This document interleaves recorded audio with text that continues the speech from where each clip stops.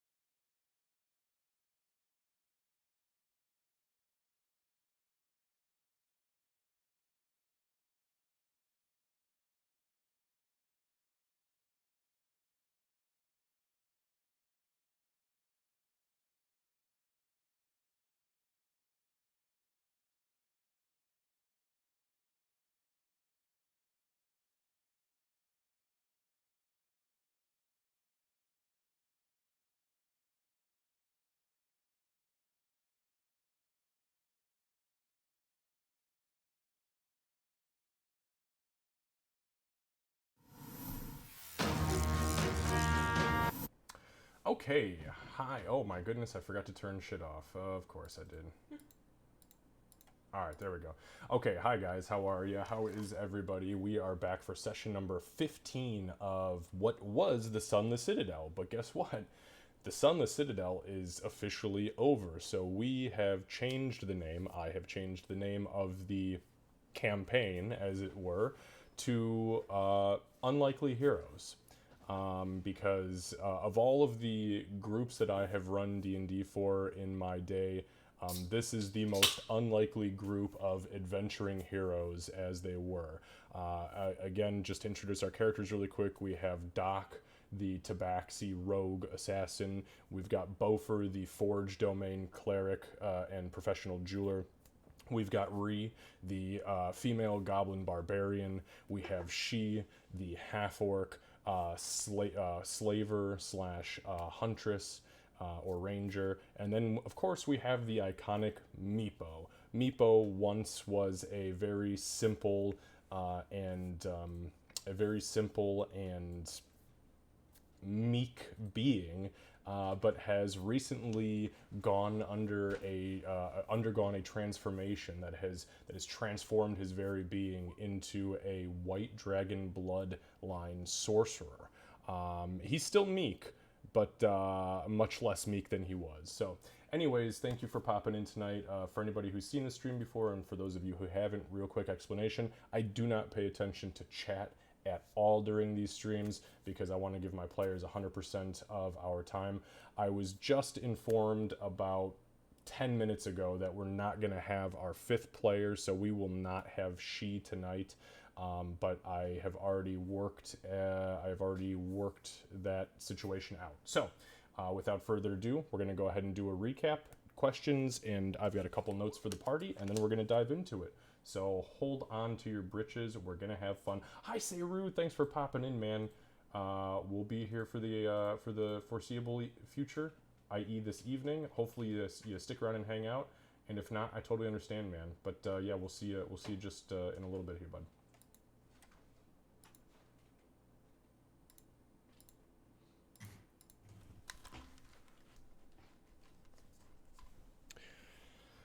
Okay, guys. So, very quick recap from last time. So, the last time that we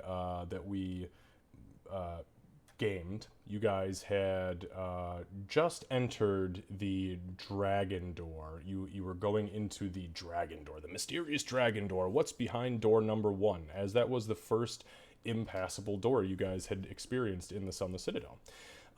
When you entered, you found yourselves face to face with a really shitty trap. That trap was essentially just a loud, horrible chime sound that scared the shit out of you, until you finally realized if you just don't touch it, it doesn't fuck with you. So you Hey man, worked twice. and yet that's yes. um, so you guys moved past that little hiccup, found yourself in another room, where there was a magical statue that spoke a riddle, and as it spoke the riddle, Meepo shouted the answer as it just dawned on him what that might be, and sure as shit, it was the truth. As another door slid open, you guys moved past that into another room where there was a hallway, a goofy hallway, and in the hallway it was discovered there was definitely a trap. And in order to disarm the trap, somebody convinced she to go pick up a big ass rock and throw it on the pressure plate. And she did so. And she got hit with a fucking ancient ballista bolt. And It that wasn't sucked. someone. It's the same one who always convinces she to do things. I wasn't going to point fingers as the DM. That's not my job. He owned that shit too. Hey, I will just say this. I asked, do you want me to do it or do you want to do it? You did, yeah. That's fair. All right, so after that, you guys moved on to the final room, which was dusty and had this weird green light coming from another room attached to the main room with these old statues, and you found some footprints of a little clawed creature, and you weren't sure what the hell was going on. There was a big pit with spikes, and it just didn't make any sense. You guys jumped over the pit, and to your surprise, you found a huge stone sarcophagi. And that stone sarcophagi it looked draconic in nature. So you decided, you know what? We're going to fucking open it because that's the most logical thing to do right now. And open it you did. And inside was what supposedly was referred to as the Dragon Priest, as it was just this nasty, twisted, borderline, completely decayed troll. Emaciated troll that as soon as the lid opened began to regenerate rapidly. And thankfully it was in a weakened state, because I think the battle would have gone much differently if you would have fought it at full strength. But you guys whooped the shit out of it. I think it hit Bofer once and that was it. As that creature was freed and being beat down, another little tiny creature materialized out of nothingness, and it looked like a little impish, leathery, demony creature about the size of a fairy, and it shouted that it was free, and it thanked you for freeing it from its watch, and then it turned invisible and bolted. And at first you weren't sure where it went until it all of a sudden moved the stone holding your secret door open, which made the secret door slam shut. Fast forward, you guys succeeded. You defeated the Dragon Priest. You managed to find your way out. You tried to recover the body of Talgan as best you could, but unfortunately, through some trial and error, the corpse of Talgan fell horribly to its second death and kind of exploded. But you guys decided, you know what, fuck it. We've already left one of the kids' corpses down here, so we might as well just leave the other. And you went back to town.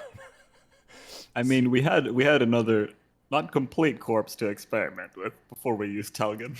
That is true. And that was Bofer, if I'm not mistaken. Bofer. Yeah. Yeah, he fell into the spike trap. Yeah, it was not a good situation getting out of that place. But you made it.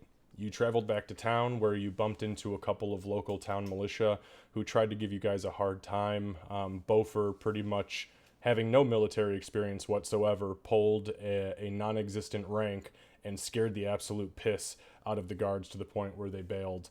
And you guys went back to Bofer's house, which was the local blacksmith, the forge, and you set up for the evening, had some food, water, and you guys bedded down. You guys did gain a level last time around, so just for a recap on experience. So session 14, you guys started with 3,777. It was day 5, 9 p.m. You got 250 XP for defeating the trap. Well, for figuring out how to defeat the trap. The troll fight was 180 XP, and your guys' roleplay, because it was honestly fucking awesome, was 350 XP. So that starts you today, session 15, with 4,557 XP. It is day 6, 9 a.m. You have leveled. We are starting it as you were just waking up. Quick question. Yes. What was the XP again? Jesus. 4,567. 67. That's it. 4, 5, 6, 7. Nope, it's Yeah, I- 4557. 5, 7. Oh, Okay. it is 57. Okay. Yep. Thank you. Did I do the math wrong? Probably not. I probably just heard you I wrong. did it wrong. I did it right. Okay. He does the numbers. Yeah. Okay, so couple quick notes here before we touch anything else. You guys drive now. That's the note that I wrote to myself. So I think what I was getting at is I've already taken you guys through what I thought was just going to be a one-shot module, and now we're in a bigger campaign. The world is your burrito. You guys have all the information that anybody who's played in my homebrew world has been given. You all have your respective backgrounds. Do whatever the fuck you want to do. Just let me know what you want to do, and we will make it happen. Now, I will tell you that I do have at least 4 storylines already written and ready to go, but those are based strictly on what you guys gave me for character backstory. So I am here and willing and ready to develop with you as we progress forward. There is not any big save the world, game breaking event. There's not a big hole in the sky that you have to close yet. For now, it's let's just let you adventure and have some fun. Spoiler alert. Yeah, that happens in about 1,000 years. Actually, no, that's not true. It happens in about 100 years. Character backgrounds and story arcs. Okay, so that's what I was going to say. If you have background information for your character that you feel is prevalent for me to know, give it to me. I promise you I will turn it into something, as I have already started to do for many of you. Meepo, you technically have already left everything your background entails, but if there's something that Meepo aspires to or wants to do, or something I should be looking for in, I guess, quote-unquote, personal plot for you, let me know, and we'll work with it. The only final note, death. Nobody died in the Sunless Citadel, and that is very fucking rare. But I promise you, my world is fucking deadly, okay? And death is no bullshit. If you die, I have no remorse for death. However, it is very commonly known in the greater world that you can be brought back through magic, and there are many, many ways to do it. Resurrection is just one of the known things. However, there's a caveat to it. Anytime your character dies and comes back, regardless of what form it's in, be it revivify, resurrection, true resurrection, raise dead, or reincarnation, you will immediately get what is called a death counter put on your character, meaning you will have suffered 1 death on your death chart for every time that you die and come back. After your first death, there is going to be a chance that whatever form of resurrection brings you back from that second time fails, and you become what's called a stone soul, meaning that form of resurrection can never bring your character back again. So, with that being said, and I have literally a whole spreadsheet with how this works. Now, it does tier a little bit higher, so let me just give you an example here. Give me 1 sec. Okay, so, for instance, everybody right now has 0, right? After your first death, there is a 2% chance that however you come back that second time doesn't work.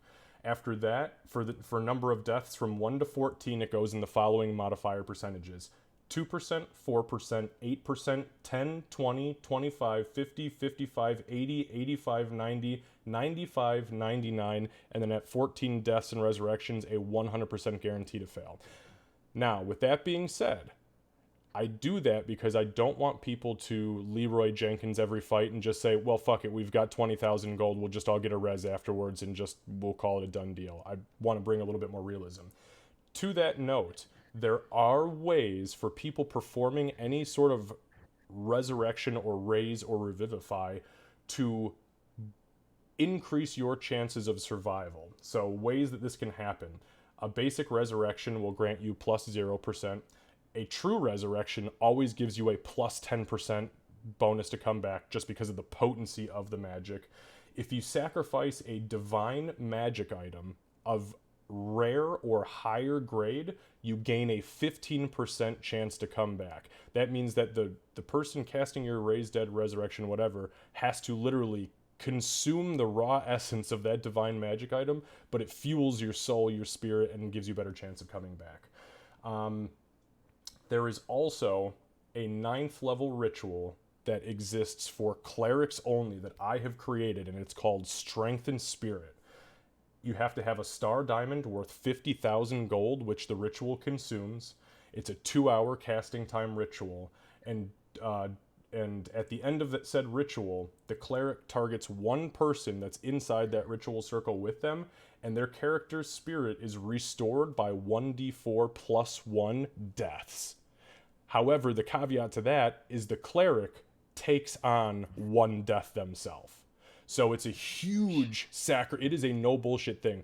So this is what, like, kings would have their court high priests cast on them if they've died in battle too many times, if they're afraid of, you know, a king or a queen not coming back. So there's always a chance. I know that was a lot to throw at you guys, and I apologize about that. Yeah, I'm trying to write down, but I can't keep up.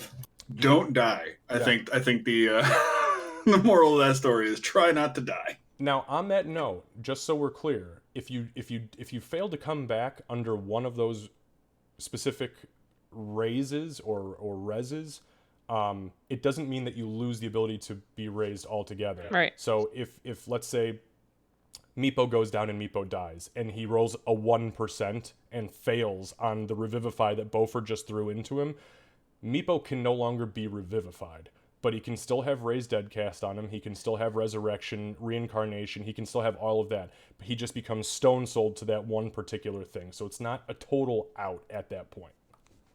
And that's forever, right? Like, Revivify will never work on him. Nope. And he would know that.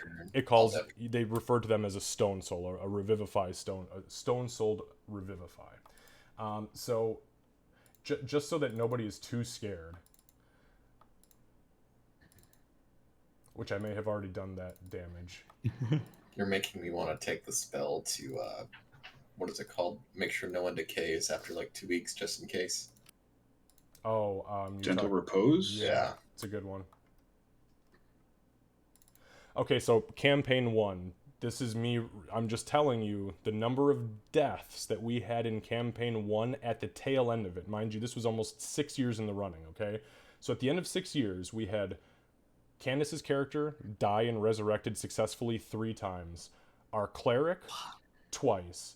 Our fighter, twice. And our rogue, 4 times. So in a 6-year campaign, I had 4, 5, 6, 7, 8, 9. I had less than a dozen deaths and resurrections from that group. Now, we did have a couple other players pop in and out that died too many times. But they are the reasons why I created this whole thing, because they were Leroy Jenkins. Okay. No, I can respect that. I can definitely respect that. Yeah, I understand. It's understandable, yeah. Okay, so don't die. I mean, the goal is to not die anyway. I mean, the way that I look at it is like, if I'm an adventurer, let's say if I were to really twist reality here, I'm an adventurer, I'm a wizard, I'm 9th level, right? I've got crazy, I can conjure magic that would fucking strip the panties off the Pope, right? Literally, probably, as gross as that sounds. But I don't want to fucking die. If I know I have to go in and fight a fucking dragon, I'm going to do it as smart as I can, and if shit starts to hit the fan, it's time to get the fuck out of there and rethink this thing. And honestly, I have seen these guys in our in-person game more than once notice 1 or 2 people go down and go, yo, we got to get the fuck out of here now, and we got to rethink how we're going to do this. And they do. They'll pull out. They'll get the fuck out of there. There's always the option to run. But, okay, I take that back. I was going to say, not always, but 99% of the time you have a legitimate option to run. Okay, anyways, without further ado, does anybody have questions? Okay, so good. All right, Lucy, this is for you. Can you guys hear the music? I can. Yeah. Parts? Woohoo! We did it. There it is. Uh-oh, the problem is I'm hearing it on 2 of my fucking shit. I'm hearing it twice because I have 2 instances open. Yes. Can you turn off the sound in your got it. settings on either? I just shut the master volume off on my other screen. Oh, that's so much better. Okay, so Yeah, I decided to do it in here instead just because I know you guys are missing the immersion, and I apologize about that. I was just way too fucking busy to sit and build a whole list, so... Thank you.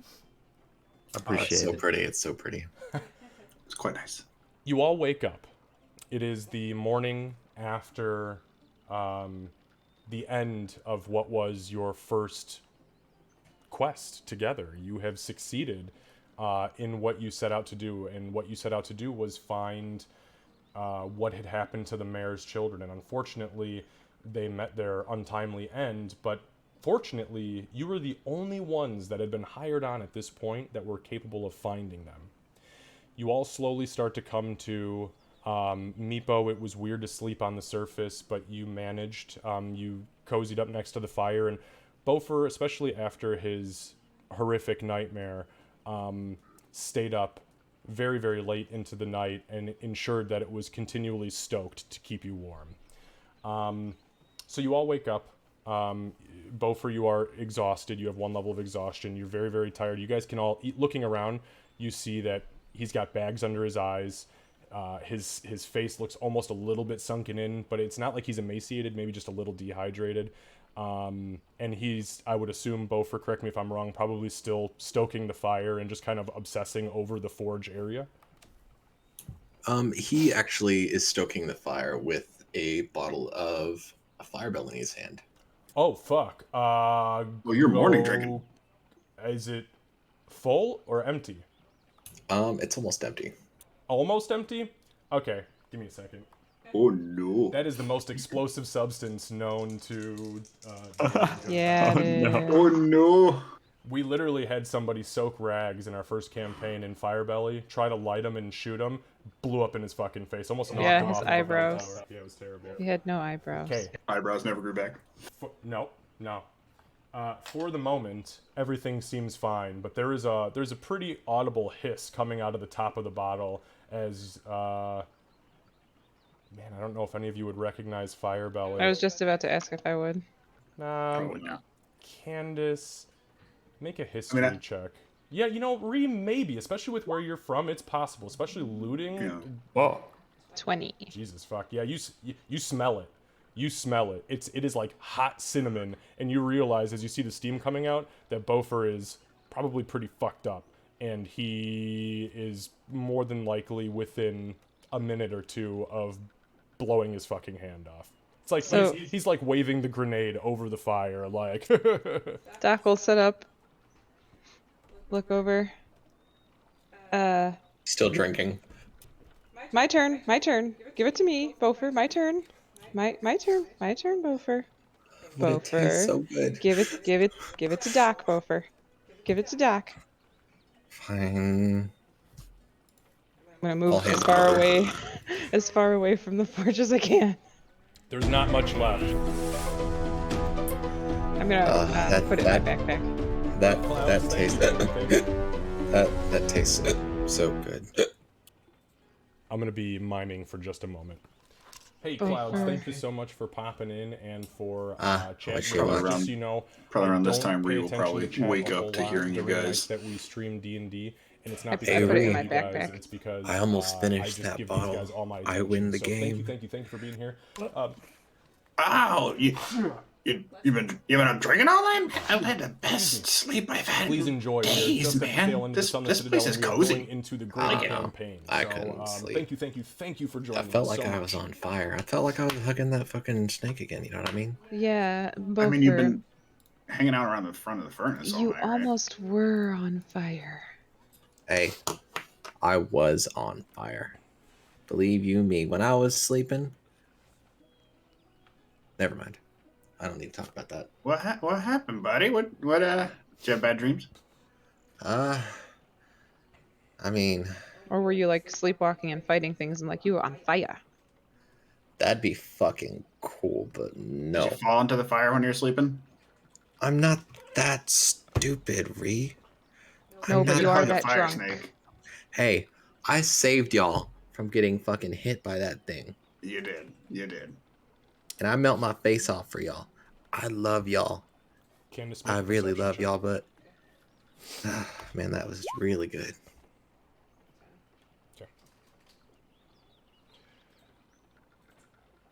Well, I'm gonna save this for later. She puts it in her backpack.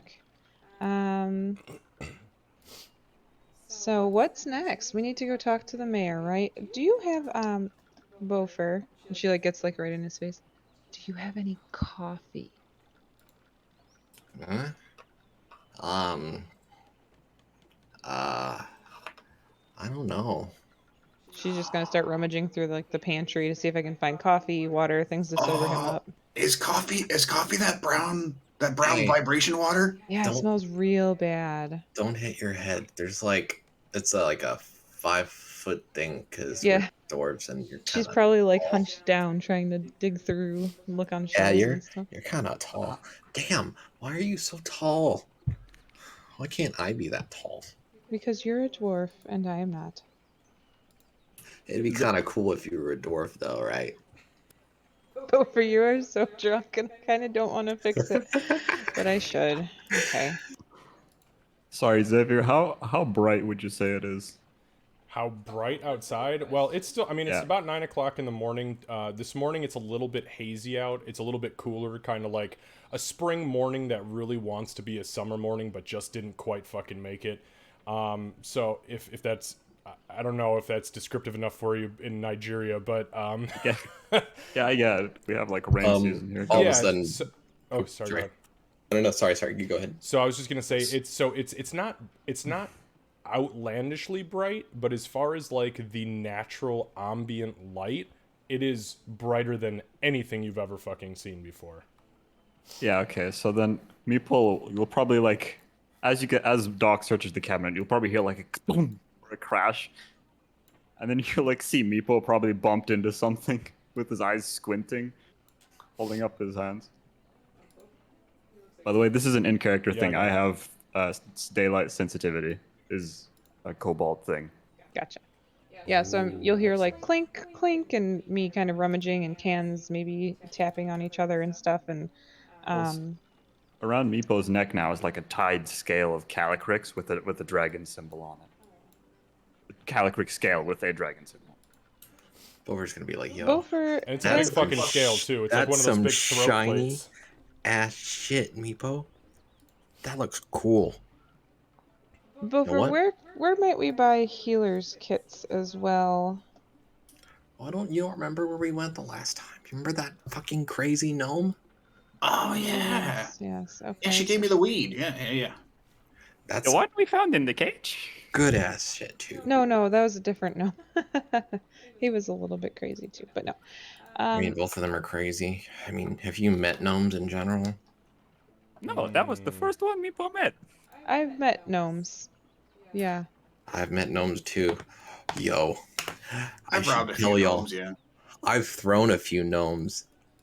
You hear jars clink together pretty hard. It's about this time that you find the clay pot that has what is very clearly coffee beans in it. They haven't been ground or anything like that, but there's definitely coffee beans in here. All right. Perfect. She That's takes the the one. she takes the clay pot and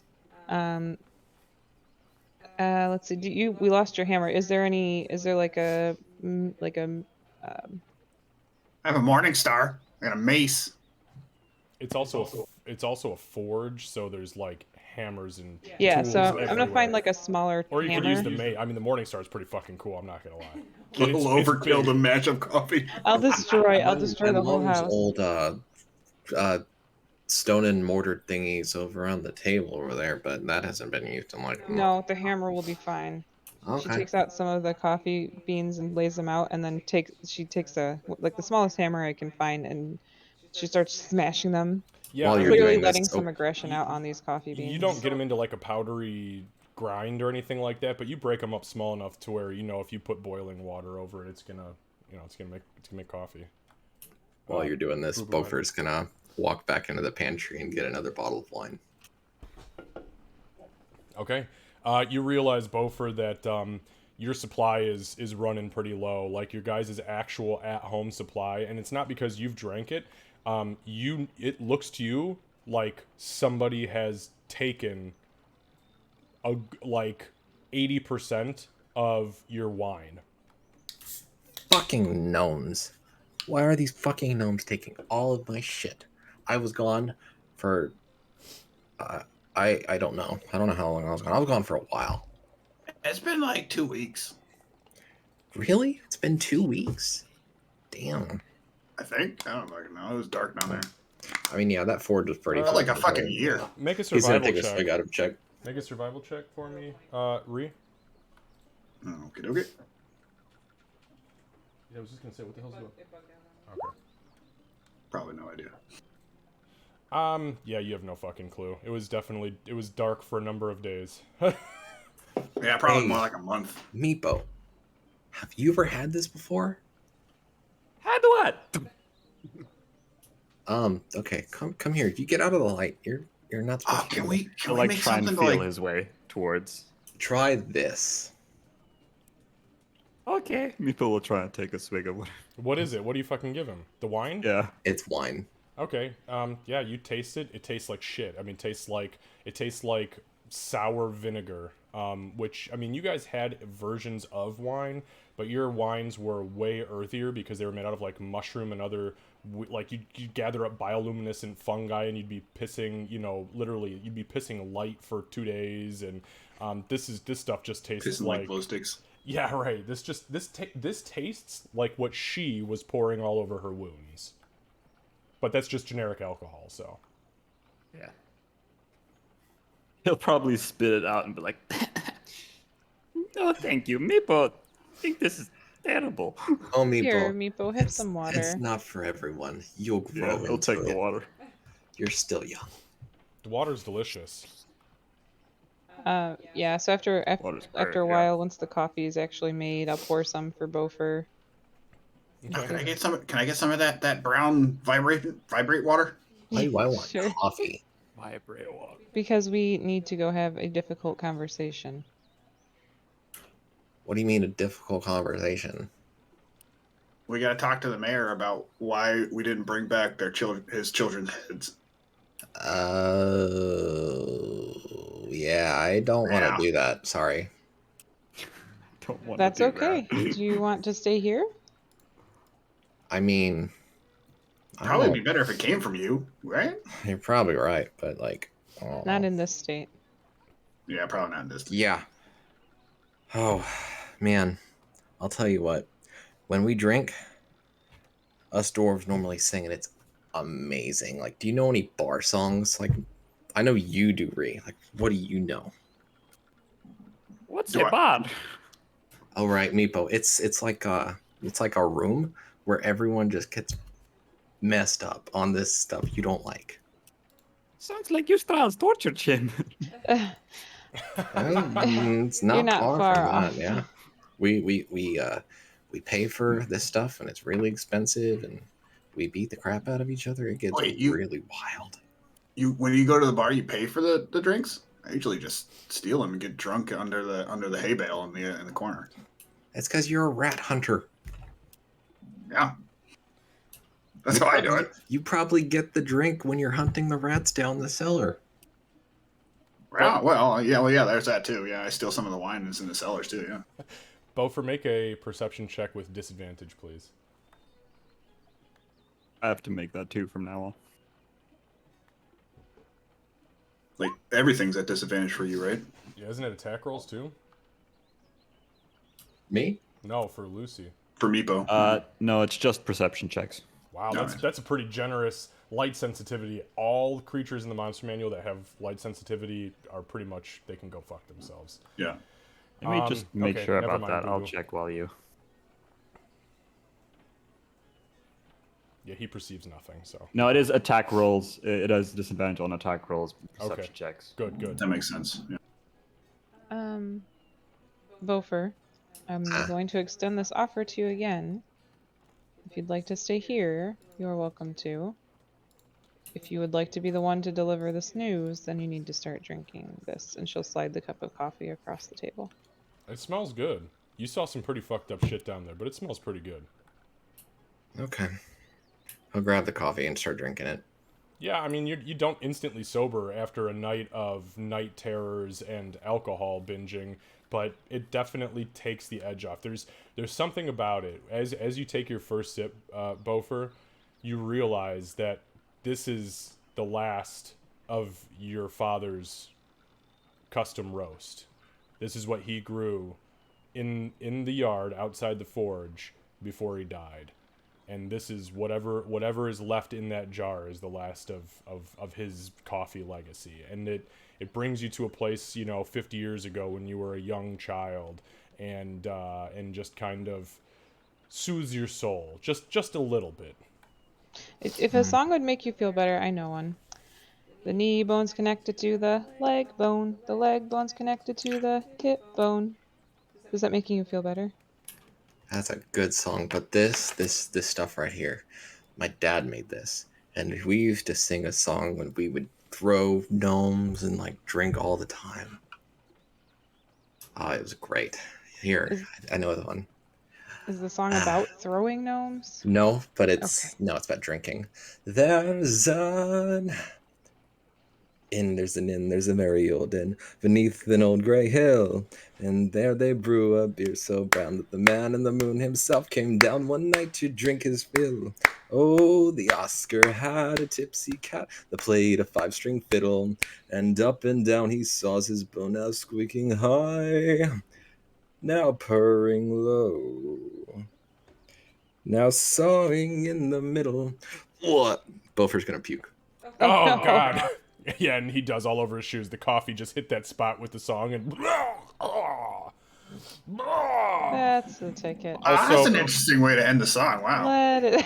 Beaufort, for Uh, performing a song live, I'm going to give you an inspiration point too. That's pretty awesome, dude. Thank you. Yay! Good job. Looking completely the wrong way, Meeple will start clapping. Words. Barkeep. I don't know. I forgot the last words, but it's a good song. It sounded like a good song. Why don't you also drink some of this? And she's gonna slide a glass of water over. Oh, is this vodka? Yes, vodka. Why can't I Um, taste it? It's vodka and water. Oh, that makes sense. She's gonna start rummaging to see if she can find a hat.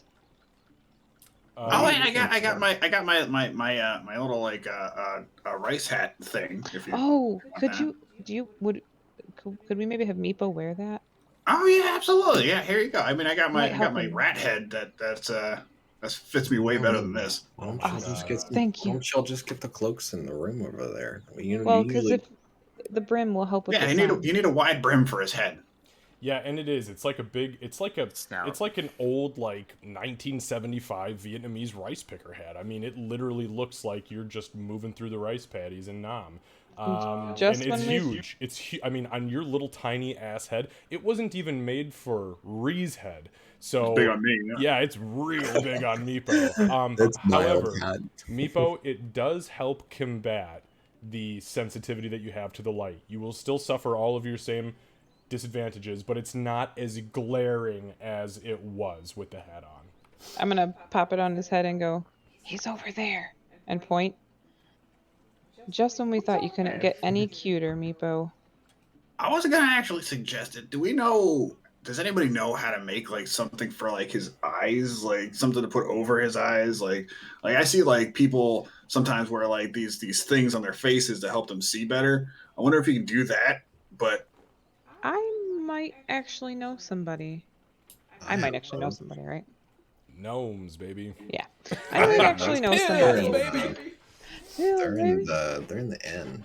They're with my jeweler stuff. I'm like, I wear glasses all the time.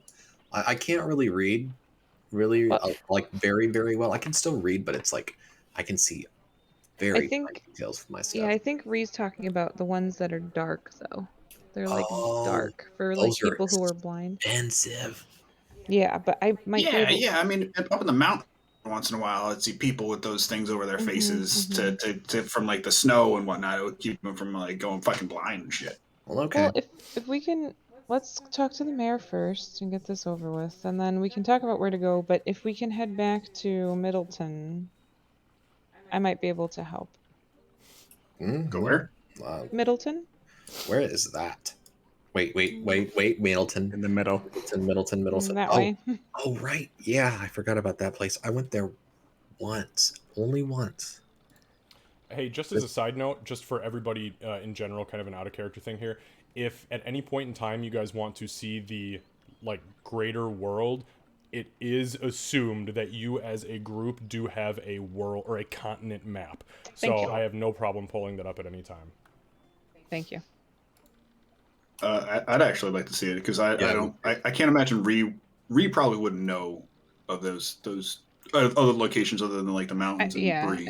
I imagine that I would actually have a map. There's no way that I would have not with my history of being a doctor all over the place. I'll pull a map out of my backpack and lay it out on the table. Ooh, that's fancy. All right, here we go. There you are, my Okay, friends. so- There is Trubenshard. Middleton. And you guys are currently in Bree. Yeah, we are here. And this is where we might This be is the able to. ravine. The ravine is the big crack in the ground up here. Mm-hmm. Wait a minute. I wonder what they call it, Middleton. Middleton. If not Middleton, then I know for a fact Hobbleton will be able to help us out, but Middleton's closer. Yeah, I wonder why they call it Middleton. Yeah. Smack in the middle. Fuck you. I was being original. 7 years ago, creating my world. Fuck you.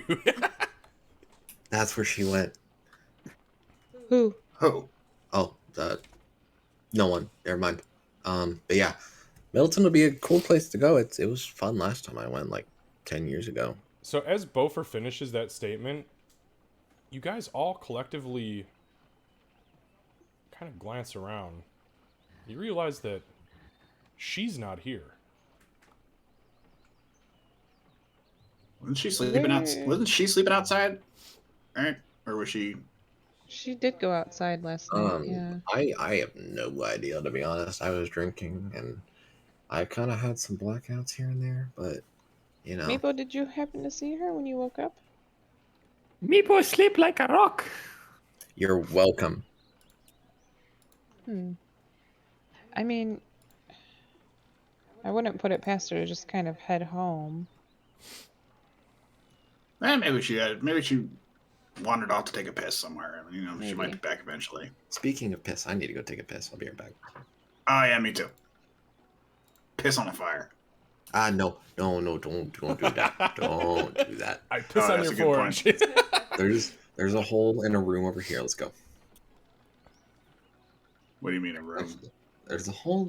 Do you not know about dwarven holes? I don't want to know. No. Let's. Talking about buttholes? What are we talking about? No. Yeah, I was no, trying to no. avoid that. There's an outside room we go to. Yeah, it's the outside. You piss in the outside, right? No. There's a special like There's one room there's an building. Okay, come on, Ree. I'll show you. Let's go. Yeah, Ree will follow wherever you're going. You're supposed to use it at different times though. I'm not gonna go at the same time. You're pretty drunk. Hey. Ree has no idea, so I'm she'll really probably try to follow right in. All right, so we're gonna come out to an old little outhouse. It's like pretty neat wood. There's maybe a little dust on it. Hasn't been like cleaned in a few weeks. When you open the door, it's like some actually nice, pretty good wood. There's a little hole in the center. You look down. It's like a pretty deep, like maybe 6-7 feet. What would you say? Yeah, probably like 6 or 7 feet down, and it's literally just a slop trough. It reeks like shit, and that's where they put their poop. They don't bury it like civilized human beings. Wait, so this is better? Hey, what we do is when you use the restroom, use the little nice smelling liquid and you pour it down there too, so it smells better. It still smells like shit. It smells like nice shit. Fine, it smells like lilacs and shit. It's better than what you did to me out down there. I didn't do anything, dude. I don't know what you're talking about. Okay. Anyway. Hey, I saved your life twice. Okay, I saved your life twice. It's true. Even. I'm just gonna go find a spot over there, and I'm gonna squat and do my business. All right, Okay. business has been done. We're not gonna role play the actual pissing. We've done it here on this in this game. We have done it. The pants to the side and pissing on old mold and mushing it up, and I love it as much as the next person. Oh, yeah, it's weird. All right, It's so pretty I'm gonna hardcore. walk back inside with Ree, and Okay. I'm gonna be like, "All right, are y'all ready to go? Because I need to go step outside and get some fresh air. Because Mm-hmm. Before we go, I need to try to chug some of that vitamin water or that vibration water. Okay, Some of that brown vibration water. I'll share some. I'm gonna take a little for myself as well. A little bit of coffee. Okay. Yeah, there's enough Re- for everybody to enjoy it. Knowing that. Ree pounds it. She just like chugs it. Oh fuck. Let's go. Oh wait. Ree, give me a Constitution saving throw. You're good at these. Don't fail me now. Oh. Yeah. Oh no. So Ree pounds this coffee. Boiling coffee. Yeah, right. scalding. We're gonna say you take 1 point of fire damage as it literally scalds the skin, the first layer of skin outside of the interior of your mouth. And it hits your belly. And over the course of the next, 4 or 5 minutes, which is about what it's gonna take for you to walk to wherever the hell you're going, you are going to be effectively, coked up. You are fucked, and that will last for probably the next hour or so. I just picture Ree punching the air and kicking like. Fuck yeah! Fuck yeah! Fuck yeah! Super Okay, let's go tell this confident. guy that his kid's dead. Fuck yeah! Yeah, you're super confident. So you're gonna temporarily take a -2 to any charisma checks, but you're going to gain advantage on all intimidation checks because you're so fucking hyper confident in what you're doing. Yeah, fuck this guy. Your kids are dead, bitch. That'll put me at effectively, and I said -2, right? Yeah. -2 to my. That Yeah. puts me at a -3 to my charisma. So knowing Don't worry, that. I got you. +3. There you go. You counter it. Oh, Knowing shit. that this was Bofer's dad's coffee that he made, because he stated that anything that's left over that's already made, I'd like to put into a container of some kind so it doesn't get wasted. Sure. What containers do you have to fill? Well, I'd find something in his house. So assuming that there's So some kind there's of not, jar. yeah, there's not really anything that you can safely put into a store, or into a backpack. They're just jars and shit, like clay jars with pots that just pop, tops that pop right off. That's pretty much the majority. Or you could put it in a large empty water barrel. But again, there's nothing practical in here. Everything has been taken out of this place. How much is left after we all have some? Out of the pot that you put on the forge, Yeah. I'd say probably, I don't know, the equivalent of 3 cups of coffee. It's a pretty decent amount. It's a big pot of big teapot you put on. Hey, Looks like I'm I see you don't want to see. I see you don't want to see I'll that take coffee go to one waste. to You want me go. to finish it? I can finish No, the coffee. I can no, finish we it. get- Just start the rest of it. No, don't be dog. I like coffee. It's good. I know I'm drunk, but you don't need coffee. Yeah, Goblin is kind of scary. You're good, Ree. Your coffee is coffeeing. I will just take a cup to go. That's fine with me. Okay. It's all right stuff, but we should uh, probably so- get going. So since Ree's lip is burned, Meepo knows how to deal with burns, especially now. He'll probably conjure a single block of ice and kind of hand it to her. So for your lip. Yeah, so, Meepo just kind of, traces this little ray of frost, in a little, semi-spiral, so it doesn't completely blow a hole through his hand, and just kind of hands it up to you. It's like a little ice You have an ice pack. lollipop. Yeah. And for the record, Re chews on it like a donut. Hey, like a Like teething, a teething baby. I was just thinking the same thing. Teething baby. what season is it right now? It's spring. Yeah, it's early spring. For the record, I also want to safely stow the remainder of the coffee beans back in the pantry. Yes, That's fine. understood. And there was not many left, just so you know. There was probably enough for another pot, maybe, Okay. if you watered it down a little. Okay. So, All right. Let's head over, I guess. Are we ready? okay, one Guys want to second. race? Guys want to race over there? Want to see how fast I can go? 1 second. Okay. Ree, let's see how Bofer's fast you can run around the gonna put his house. face Ready, inside set, Empty of a bowl. water bucket. Okay, I'm sorry, Bofer. What was that? What is Bofer doing? He's gonna try to put his face in the water bucket so he can clean his face off and everything. Okay, yeah. So you kind of you dip your face below the surface of the water and just kind of give yourself a couple of good rubs. You pop your eyes open for just a second, and you get that flash again, Beaufort, of the face of Sharwin, the one that you had seen in your nightmare. As you do so, give me 1 second. Roll initiative. No. Oh, there she is. There she goes.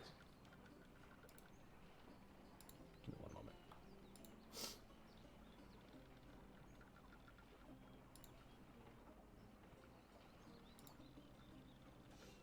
And then Ree comes back.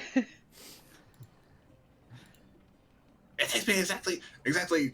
I don't know if I can count. It takes me really quick to run to and from the mayor's house. Just so you know, if we Yeah, that wanted was- to, we can get there really fast. If we run, if we sprint. You did do it very quickly. Yes, you Yeah, did. let's do it again. Yeah. I'll go. I'll show you how to do it. Meepo join you. Bobby, was that it, or were you trying to do something else? Hold up, I got you. Okay. It takes me a lot longer, so bear with me.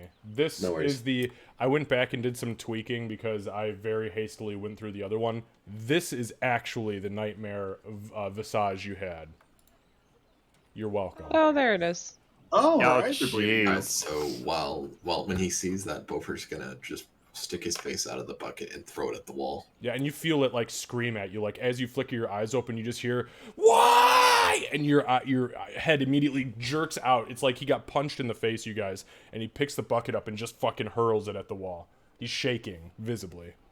Doc is gonna kneel down next to him and put a hand on each shoulder. Like she's like behind him, putting a hand on each shoulder, and saying, "Are you okay? What happened?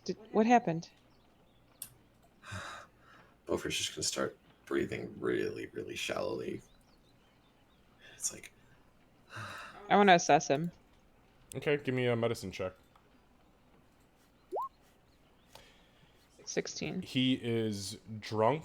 He is extremely exhausted, and to the best of your medical knowledge, he's probably suffering from PTSD in some way, shape, or form. His mannerisms and his edgy, his not edginess, edgy. That's she. Yeah, Edgelord. his level of anxiousness Yeah. is all, and him telling you about these nightmares and what he's seeing, he's got some PTSD. The dude has seen some things that have fucked him up on an internal level. You didn't describe the nightmare to us yet, right? I did not know. I Okay. just said that I was seeing stuff. So, no, so she takes a second and assesses him and then just gives him a big hug from behind. Okay. Beaufort's he's just gonna keep shaking the entire time. Just let us know when you're ready. And then she'll let go and give him space. Beaufort's just gonna keep breathing until he can blink the image away.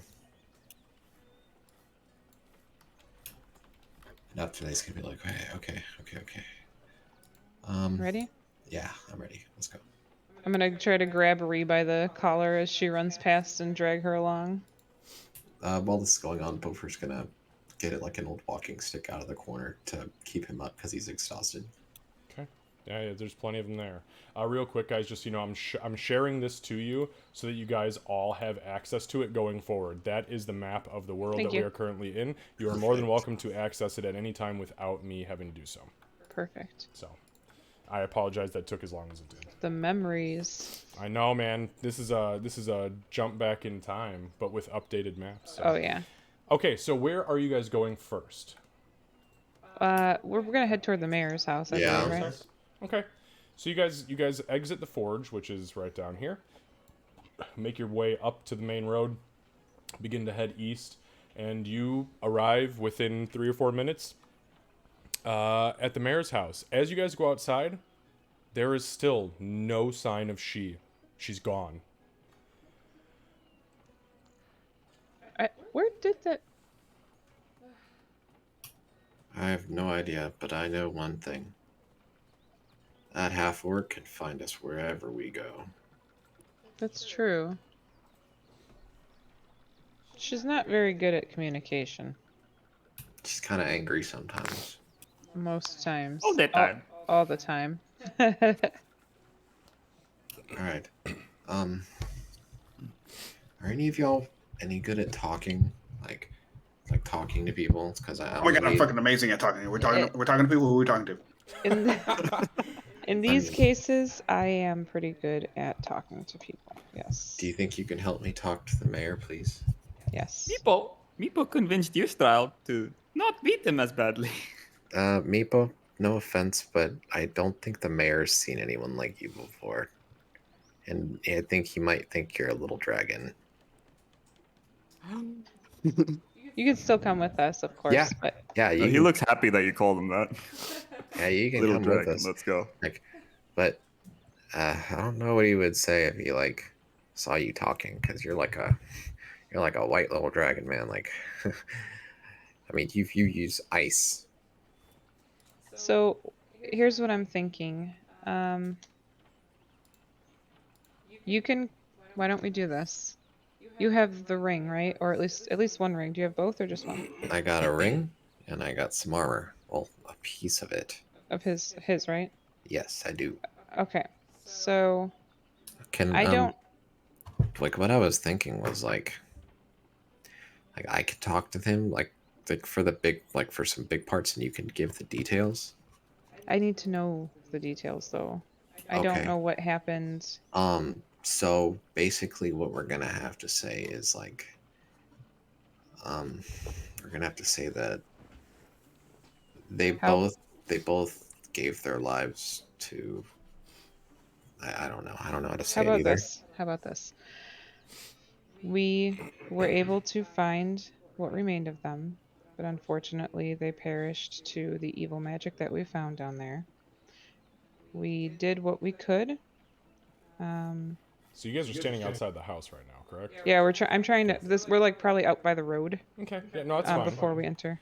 Um, Trying to speak as quietly as we can before we get in there. on the porch, you can see the old man, the Butler. old piece of shit racist guy, who had referred to Ree and she as greenskins, standing on the porch, watching you, literally with one of those opera binoculars with like the little rod that holds them. So he's just holding it up and he's staring you down.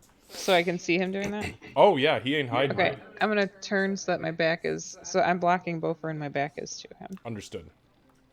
I'd like one of those moments where he'll like look out of it and then look back and then Meepo's just in the Yeah. like a cartoon moment. Yeah, he looks very confused. He doesn't like what he's seeing here. He doesn't like the common riffraff that keeps showing up at his fucking doorstep.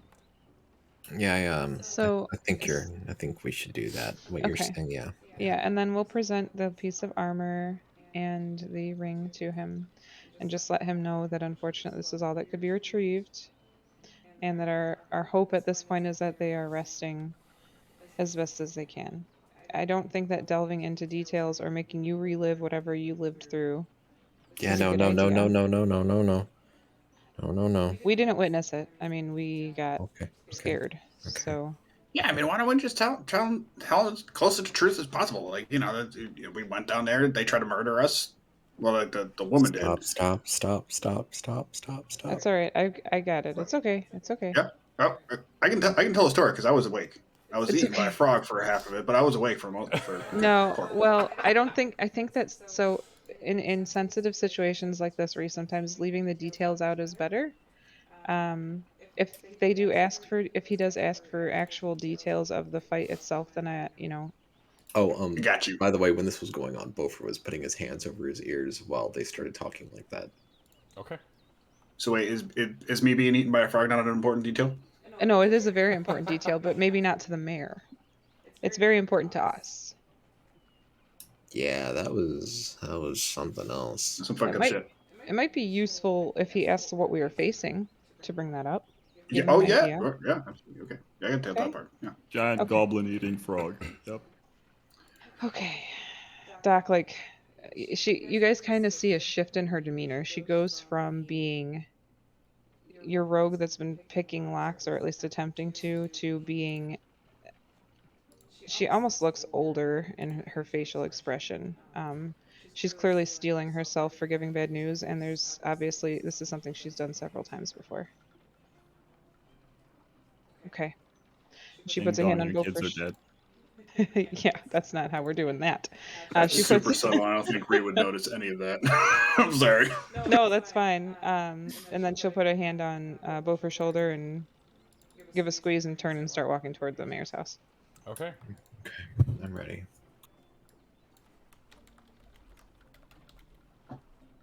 As we walk up to the butler, she's going to try to be as respectful as possible, knowing what was said last time they were there. Yeah, he's an old piece of shit. He kind of, as he sees you guys approaching, he immediately drops his little binoculars and he turns and he opens the door quickly and shuffles back inside in his little brown robe and slippers, and the door shuts behind him. This motherfucker. I knock on the door. Okay, there's a pregnant pause, awkwardly pregnant pause, and the door kind of creaks open, and you hear the voice kind of speak outwards, don't see a face yet. Can I help you? Oh my god, dude, you know exactly who we are. We were just watching this for 5 seconds ago. We're here to talk to the mayor.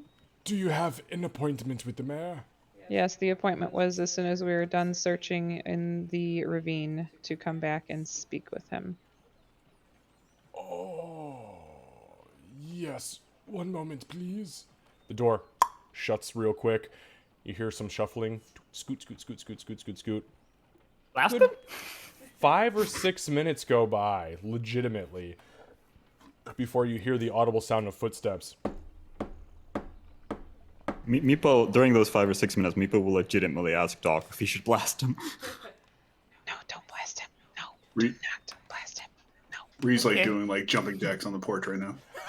Meepo, that's how it works up here. Burpees. You guys all, like, well, actually, Doc, you more than anyone, you glance, because of your passive perception, you glance out at the street and you realize that there's, like, 5 or 6 people who have stopped and are watching this crazy ragtag of what the fuck on the mayor's porch, especially the goblin doing jumping jacks. And people recognize you because you're fucking local rat catcher. So. I'll just. I waved to some of them. Hi. They wave back. Hi, Ree. Oh, hi, Beaufort. How's your mom? Beaufort's just gonna look and just nod and then turn back. Okay, bye, sweetie. The old lady keeps walking by. The door swings open, and you guys recognize the all too familiar face of Mayor Vunor. Mayor Vunor is standing there in all of his charismatic nature, and he looks down at the 4 of you and kind of eyeballs Meepo quickly, and he says, "Oh, my heavens, what? Yeah, I'm sorry. Excuse my rudeness. Please come in. It's been nearly a week. I didn't. You know what? Shit on that. Please come in. Have a seat. Can I get you anything to drink? Eat. Are you hungry? Beaufort, my boy, you look sick. Are you well? Have you seen? Should we call for Corky? Are you in need of healing? No. Perhaps some water for Beaufort. Right. Yes. Lots of water. Lots of water. Yes, understood. Yeah, I will get it myself. Please have a seat. Bear with me one moment. I'll bring some food and water. And Thank you. He kind of gestures to this big, lavish interior of his house with these crazy tapestries of, dragon, this big red dragon tearing a hole through the center of the continent, and then it's like this weird tapestry of showing the story of Ashur-Aladan, creating what would later become the village or the hamlet of Bree. Meepo is 100% going around from painting to painting and then going again. They're gorgeous. They're not paintings, they're tapestries, so they're a little bit less detailed, but it still shows all of the paintings you saw down in the Citadel all the time. The different icons and the iconography of the red dragon, yes. But yeah, like in that room, like what had the story on the wall, is it like that? It's okay. just like that, Okay. but to a little bit less of a violent degree. And instead of being chiseled into the stone, obviously it's up on a tapestry. So. Okay. But it's very similar. As Meepo's looking at these paintings, Ree will probably be close behind him. Hey, you know that guy? What about that guy? You know that guy? You related? Maybe Meepo no. Meepo not know that one. Well, maybe that. And then I'll just go on as we go from tapestry to tapestry. All right, so a few minutes go by. You guys find yourself to your seat maybe kind of bouncing up and down behind yours. And the mayor comes back in and he lays out just big pitchers, clay pitchers of water, cups, puts bread down in front of you, some smoked meats, and he takes a seat at the head of the table as he had done before. The meat's gone. He literally, as he sits down and looks up, he kind of looks over at Meepo, who I'm assuming is stuffing his face with the meat. Yeah, the meat's gone. Yeah, and he's just like, that was all I had for smoked meat. Is your friend hungry? Would you like cheese? Meepo probably has like 2 tears down his eyes. This is the best thing Meepo's ever eaten. He was actually stuck underneath. He lived there, but he was sort of stuck there. That's not really part of the story unless you really want to hear it. Well, maybe we should get to the important parts first. I see you're here. I see it would appear that perhaps one of your friends fell in combat, and I'm so sorry that you lost your friend. No, The slaver. she's somewhere. She came back up with us, but she tends to disappear. Well, she is a slaver, so I would assume she's out slaving, as her people do, unfortunately. I see you have not brought my children back. And he kind of glances around the room and looks at Bofer. And it almost looks like he has this dawning realization as he sighs very audibly and heavy and kind of sits back in his chair and he kind of looks down at the table. What? Yeah, about that. So What happened?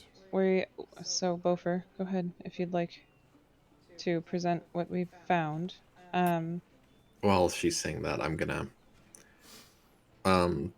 basically what it's gonna do is I'm gonna have the spell tome on the bottom with the ring and the piece of armor on top of it and just place it on the table. Okay. Now you guys had 2 rings. You had the ring from Talgan and Sharwin. Are you just giving him the one?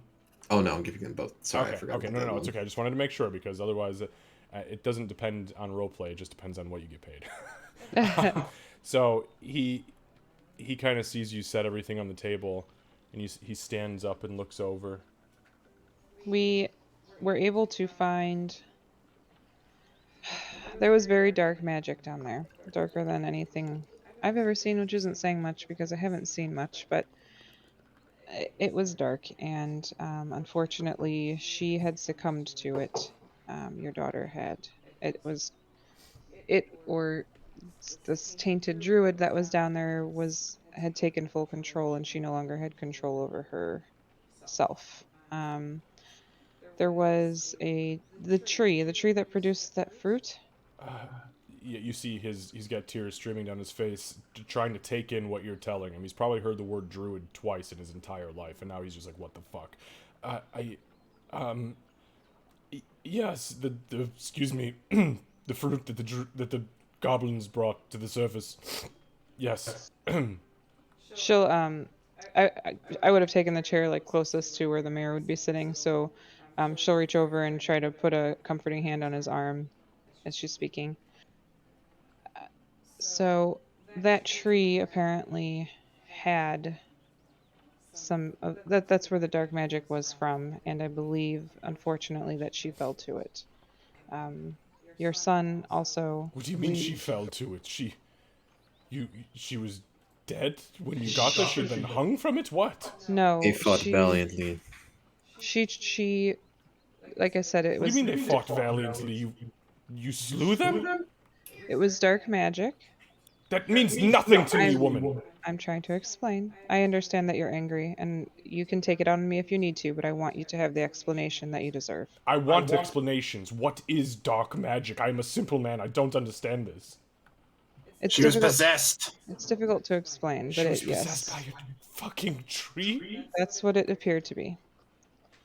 And we were able to get rid of the tree in the hopes that it would release her, but unfortunately, that's not how it happened. Fuck. We did everything Where is we her could. body? Where is my son? So your daughter's body, the tree was set on fire in order to defeat it, and it nearly burned all of us to a crisp, especially Bofer.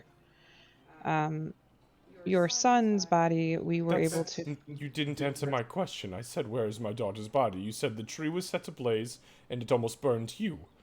Where is It my burned. daughter? It burned everything around it, including your daughter.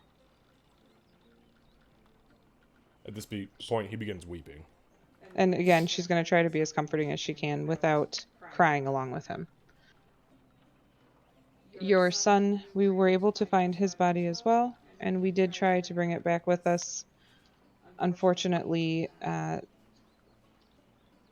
We were unable to bring it up. What do you mean, Bofa?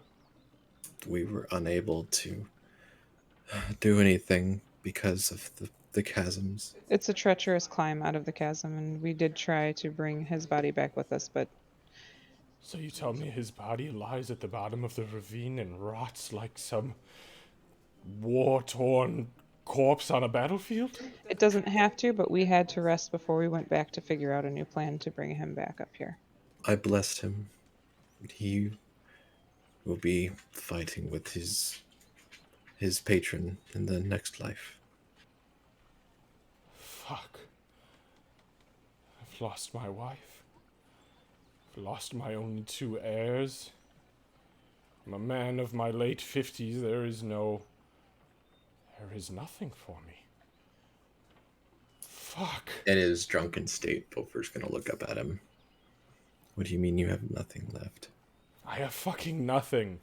Bofa, we have nothing. Your mother and your father are gone.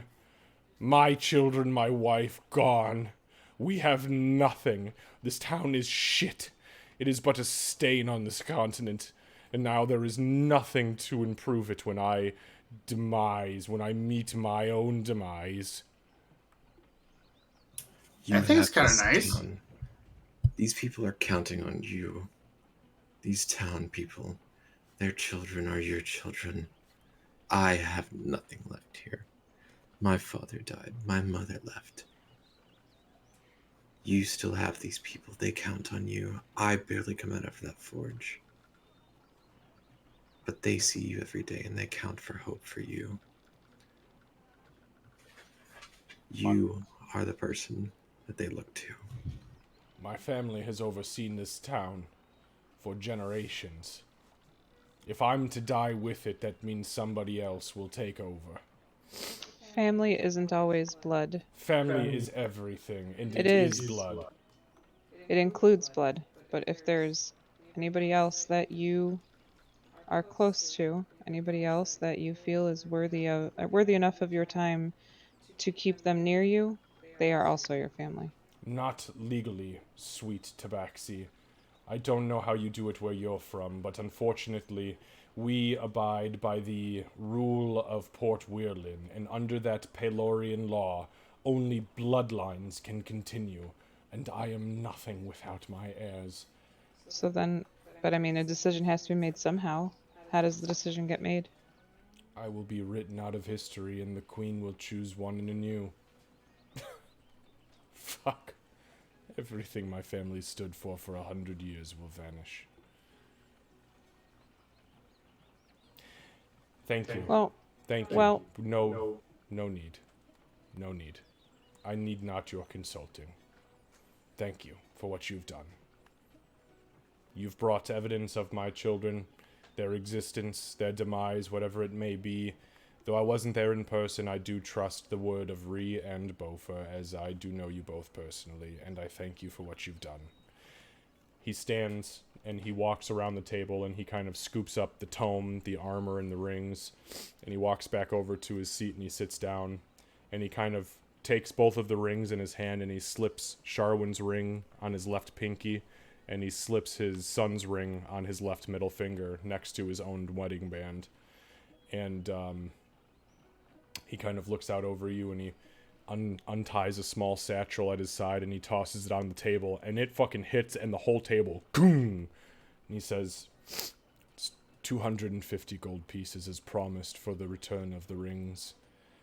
I apologize, it couldn't be more, but I would have cashed out my entire inheritance from my grandfather should I have seen their bodies or seen them alive. Either way, thank you. And just know that, although I may not have been at my most professional in this moment, should you need anything from the hamlet of Bree in the future, all you need to do is ask. Sorry, we couldn't bring better news. Bofer's not going to touch the bag. He says, he looks at you, Doc, and he says, I knew what I was getting myself into when I put the call out for help. I had a feeling it was the case, but I didn't expect to hear of dark magic and druids and creatures. Excuse me. It's important that you know that they were doing the right thing. It's important to me that you know that they were doing the right thing. I should have sent somebody else, but that is a guilt I will have to live with going forward. I believe our business is concluded for now. I hope you find your slaver friend alive and well. And to you, young kobold, I know not about your people,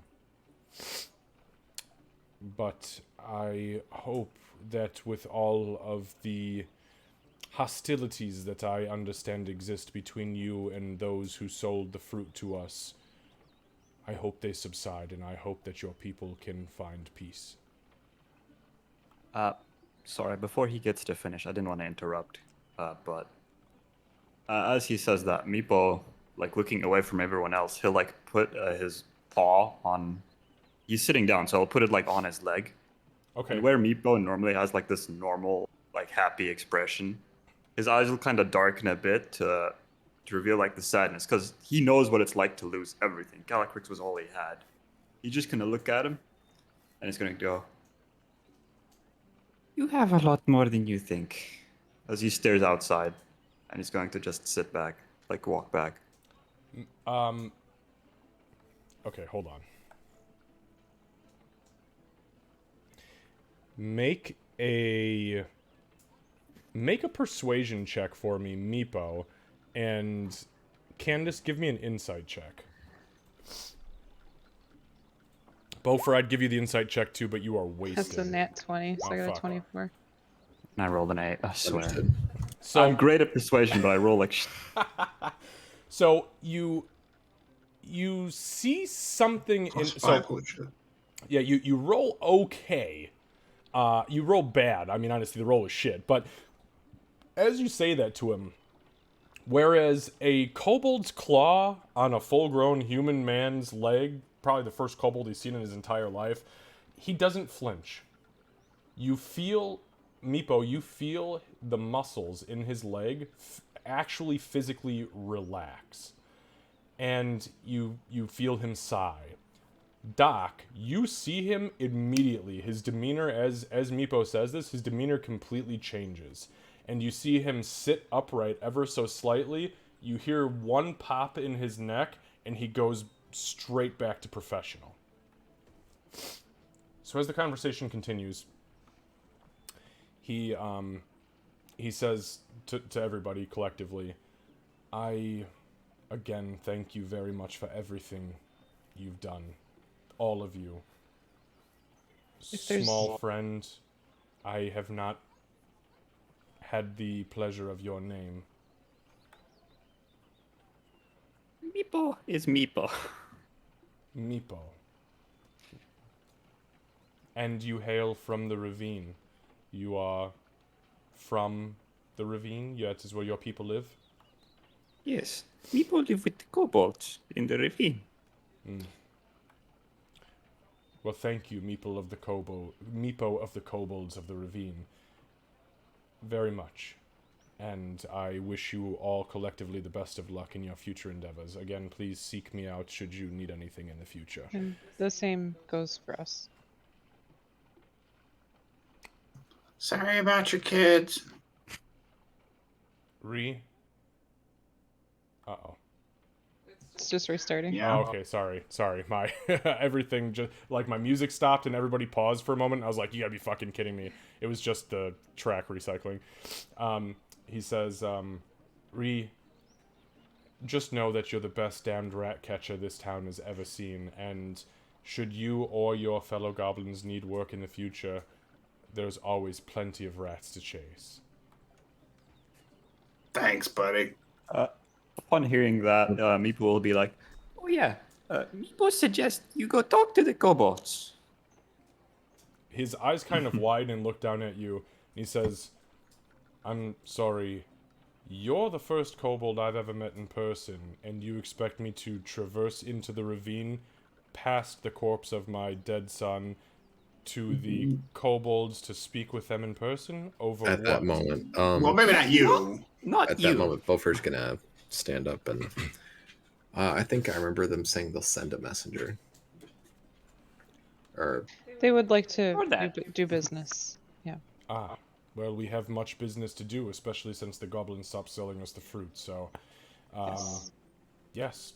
Have your people talk to my people, and we'll see if we can set some arrangement up, so long as hostilities remain quelled. They should stay that way. Yes. They're all friends out there now. Speaking of this, I will not come back for some time. There's some business that I must attend to. The gnomes will take care of the blacksmithing in the town, as they have for a while now. Very well. Understood. I have no right to question you. You're a man now. Very good. Well, take what you need then, Beaufort, and make sure that your deed is drawn up to transfer power from yourself to whoever takes over the forge, and we'll make sure that you receive your tithe for any profits. Doc will gather the gold up. Okay, so yeah, you've got 250 gold in that pouch. Okay. The mayor stands. Suddenly, he stands and pushes his chair out and kind of like looks to you guys. Thank you.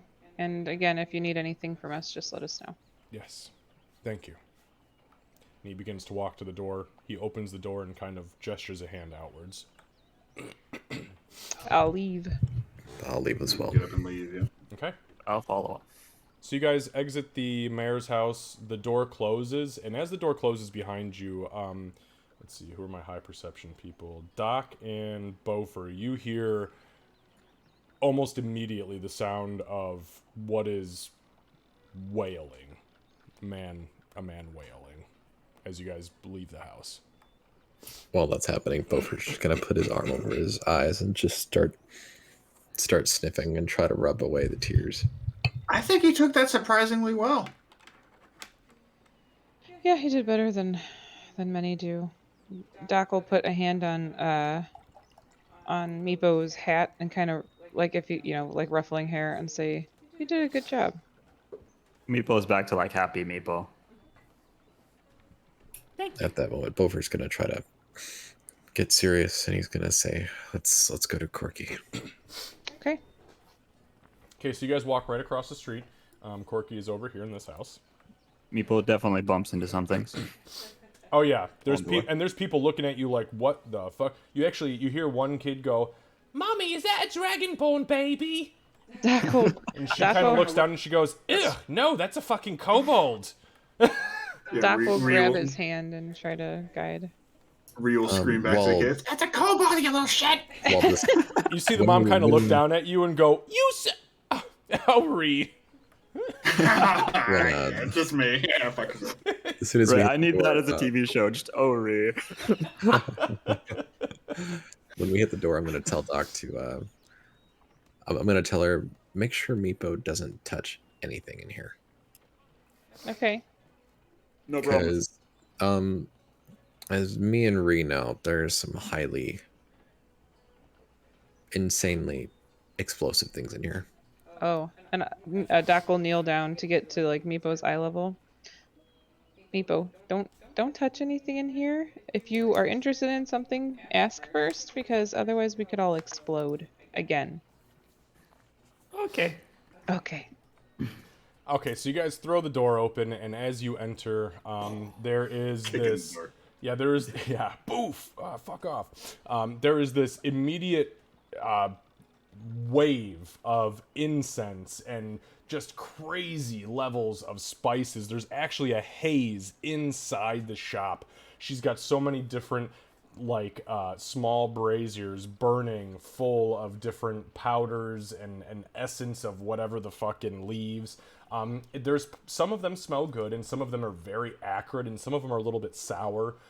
It's a little overwhelming as it was the first time, but as you enter, you see the walls lined with drying herbs and different medical supplies, and at the far end of the shop, you see the familiar female gnome dressed in very simple robes, kind of pop her little brown bob cut up and look over the counter. Oh, hello, friends. Oh, my goodness. I haven't seen you guys. You came back. Beaufort, you came back. It's so good to see you. Come on in, come on in. Can I get you anything? Yes, Lucy.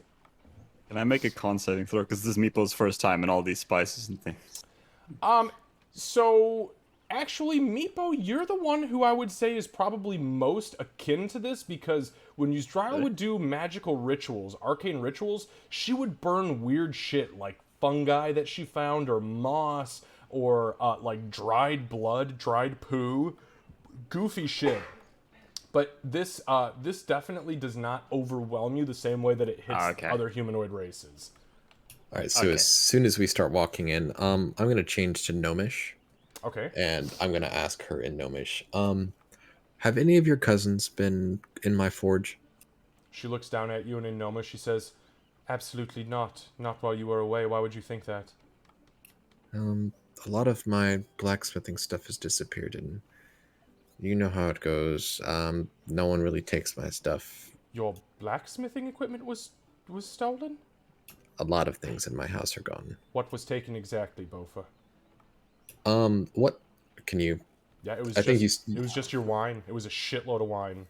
Oh, okay. I thought you said my place was ransacked. Well, no. Your place was ransacked, but it looked So okay, let me back up here. What you noticed was visibly gone was your alcohol.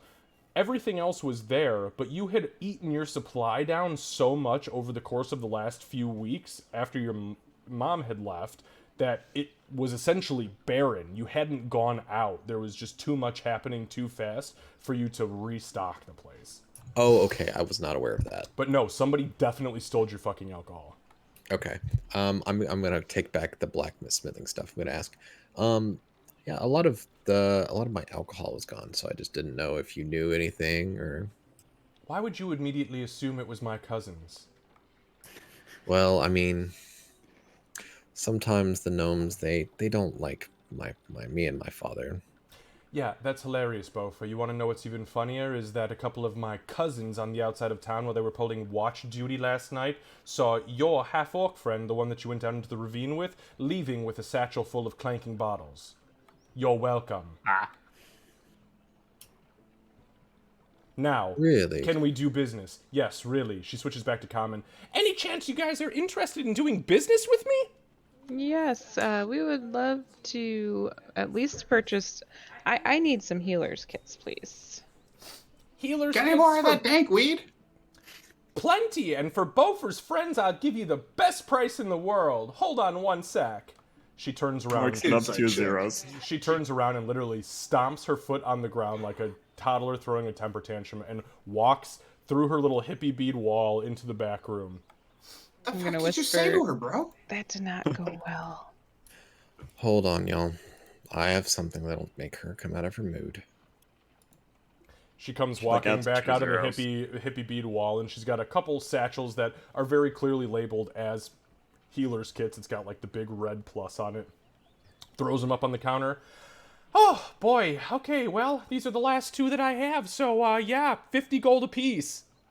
that Special high? price for you. Oh, they usually go for max of 5 gold for a whole set. Corky? Okay. Anything else? Will you Corky? take both, Beaufort? I Or would maybe like you'd like to talk to my cousins.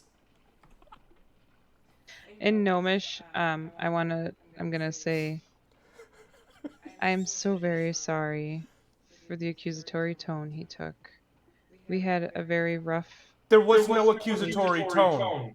The accusation. It was a that he direct made. accusation. He is hungover, if not still drunk, and we He's had a still very drunk. I rough. can smell it on him.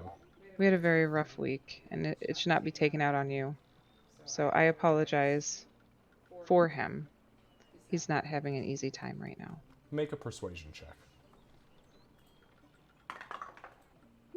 You surface people are strange. 16. She kind of looks at you cockeyed, Yeah, we are. and she kind of sighs, and she looks down at Bofer. For everything that me and my cousins have done for you in the past, and you waltz in here and sling accusations that they stole of all things your gross elven bullshit wine? Bofer, we're better than that. We'd have taken the whiskey. Bofer's gonna start laughing. I'm sorry, but I do have a peace offering. She kind of looks at you again, cockeyed, and then she kind of glances over all of your jewelry, and she kind of says, "Okay, I'm listening." And no, it's not jewelry. It's something else you would like. She looks down at you and kind of gives you like one of these, and she's like, "I told you, Bofer, I'm not interested." No. I'm gonna pull out the crazy mage healing book. She kind of looks at it, and she immediately goes, "Wait, I'm sorry. You said mage healing book? Are you talking No. about It's Sharwin's tome?" No. It's the crazy druid healing book. Theories on life and death. Okay. Yes, that one. So she looks at it, and she kind of puts her hand out. She takes the tome from you, and she starts flipping through it. And she's like, audibly, in common, she goes, "What the fuck is this? Where did you find this?" I knew you'd like it. All right, done. No, base price, five gold apiece. That's fine. And there's one other thing. Huh? You talked about having healing potions. Do you have one left? One healing potion? You've been gone for almost a week. I've got 7. Yeah, we need more than one. Okay. Then how much a pop? One moment.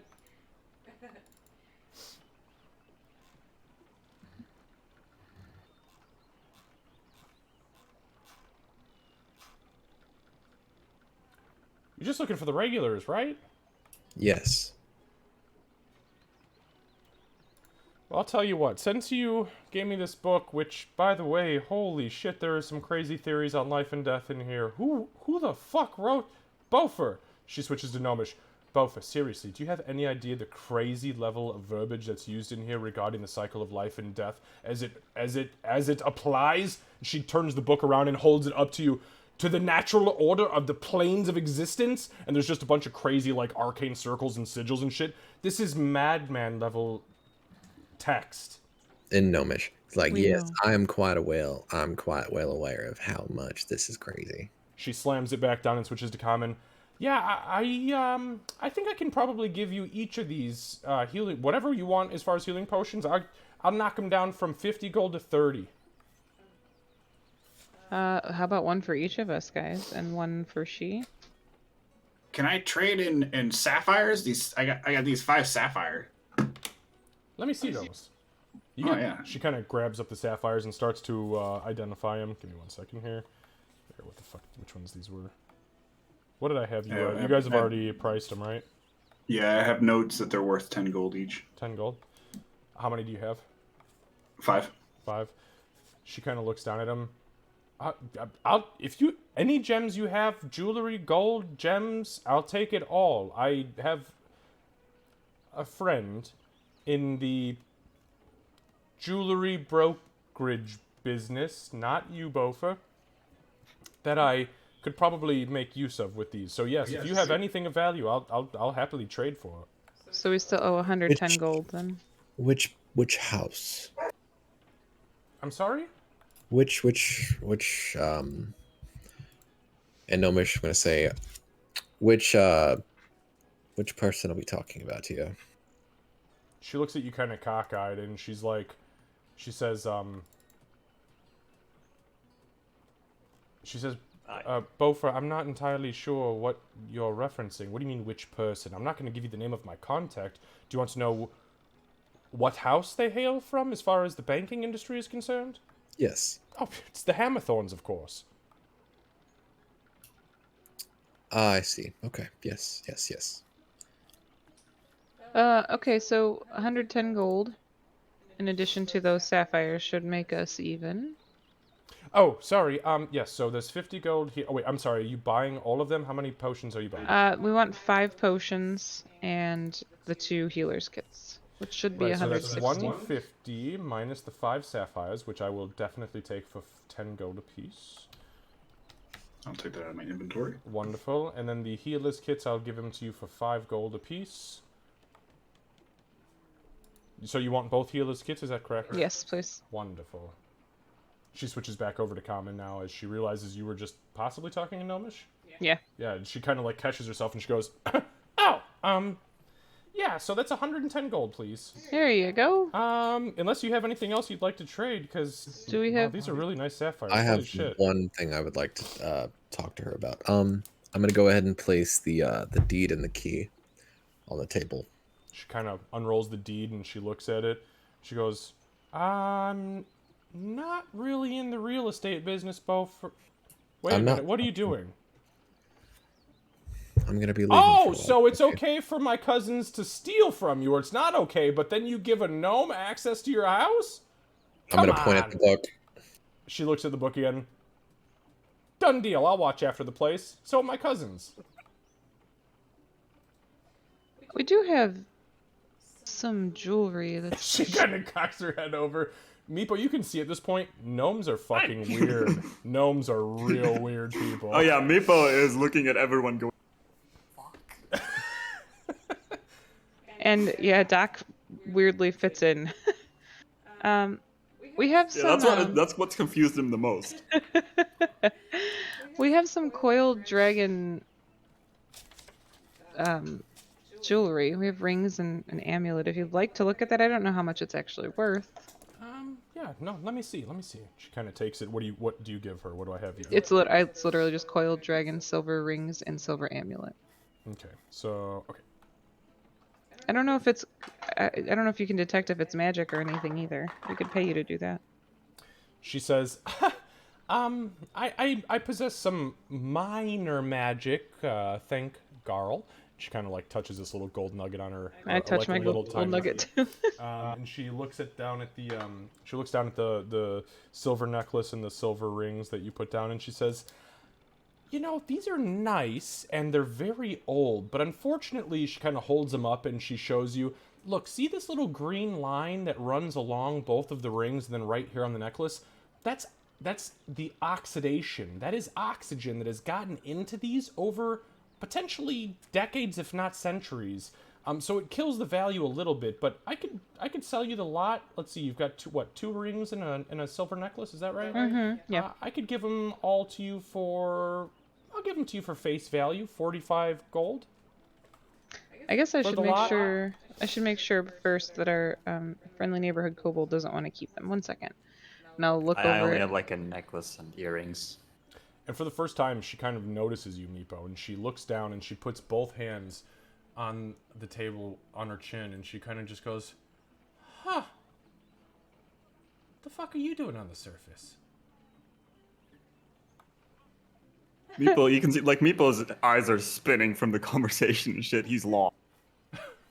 People, do you want to keep these rings and this necklace? I should have asked you first. They're dragons. Yes, Meepo. Yes. Like, no, he'll keep the ones he's wearing. Anything else you can trade. Corky, can we also? It's yours, you trade. Meepo, keep.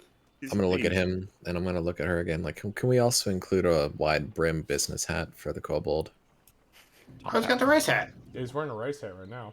Oh, he is. Yeah, he's got. Yeah, Okay. he's got that. Big goop, which is why she just kind of was like, "What the fuck are you doing here?" Let's stick with the gold. Maybe these this jewelry will come in handy. So 110 is what we owe right now, I think. Oh, you're gonna keep it? Okay. Yeah. I actually do have a question for. Actually, I mean, if people are just like putting like random books on the table and people are Fuck excited yeah. about it, Yeah, I was she's wondering. willing. Okay, cool. Yeah, I was wondering. I found this this toilet paper inside like a troll sarcophagus. It's kind of weird. I mean, what the fuck is it? What the fuck does She that kinda, troll like- need toilet paper for? Yeah, she's kind of taken aback by all of that crazy information you just threw at her, and she takes. Oh, I'm this- sorry. I'm weird. she's like, troll. I've never seen a troll before. But there was a sarcophagus with a troll in it. Like, what the fuck? Yeah, it was some we saw some fucked up shit in there. Anyway, and Ree will pull out the 4 rolls of vellum. Yep. She starts to she found- unroll them. As she unrolls them, she literally just starts speaking out loud, but she's speaking in Gnomish. She says, "Oh, interesting. This is, oh my. We never Oh, did open that's those. good. Oh, holy shit. Whoa." And she switches back over to common. Are Wow. those good sounds or bad sounds? I can't tell. Well, these are all magical scrolls from a shit. long fucking time ago. Like, Oh, good thing I didn't wipe my ass with those. oh, you should not wipe your ass with this one, especially. This is a scroll that has necromancy magic built into it. This is a scroll of inflict wounds. This is a scroll of guiding bolt. Would I have been wounds on my butthole? Oh, you would have eaten through your butthole straight into your stomach. Oh, that's bad. This is a scroll of command. This is a scroll of cure wounds and a scroll of Ooh, that would've been guiding good. bolt. The scroll of guiding bolt, cure wounds, and inflict wounds have been enchanted with the second tier of magic, the second circle of magic, if you're referring to the Tower of Magi in Port Sindrium. So yes, these are very Level 2 booyah? yes. Ooh, nice. Very powerful, all 3 of them. The scroll of command is a tier 1 circle. But you found. Are you looking to sell these? I can't read them. I don't. Ree, I can't. I can use those, but I have these. If you want to sell these, I Do they, can't. I can't use these. I can use those. Sorry, Xavier. Do these like look similar to the Meepo still has one? He has assassin scroll. I'm sorry. they look similar to that? Lucy, you cut out. I didn't hear what scroll you said you had. Melf's acid arrow level 2 scroll. Does it look similar to that? They all look very similar. A spell scroll looks similar to another spell scroll. They're either written on vellum or some sort of like waxed parchment.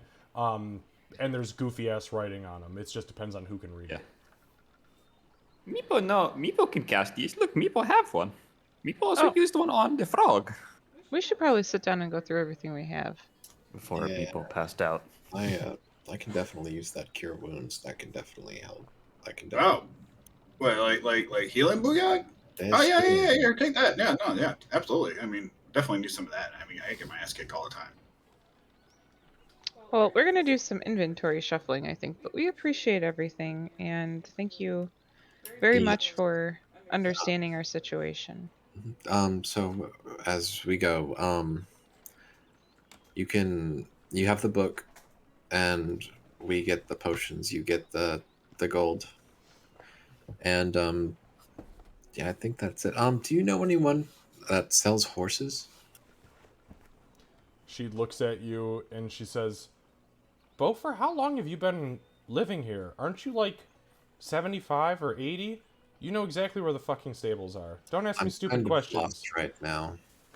Well, actually, I have a question. Did a gnome come through here in the past few days? He'd be pretty noticeable. He'd be kind of beat up and possibly drunk when he got here.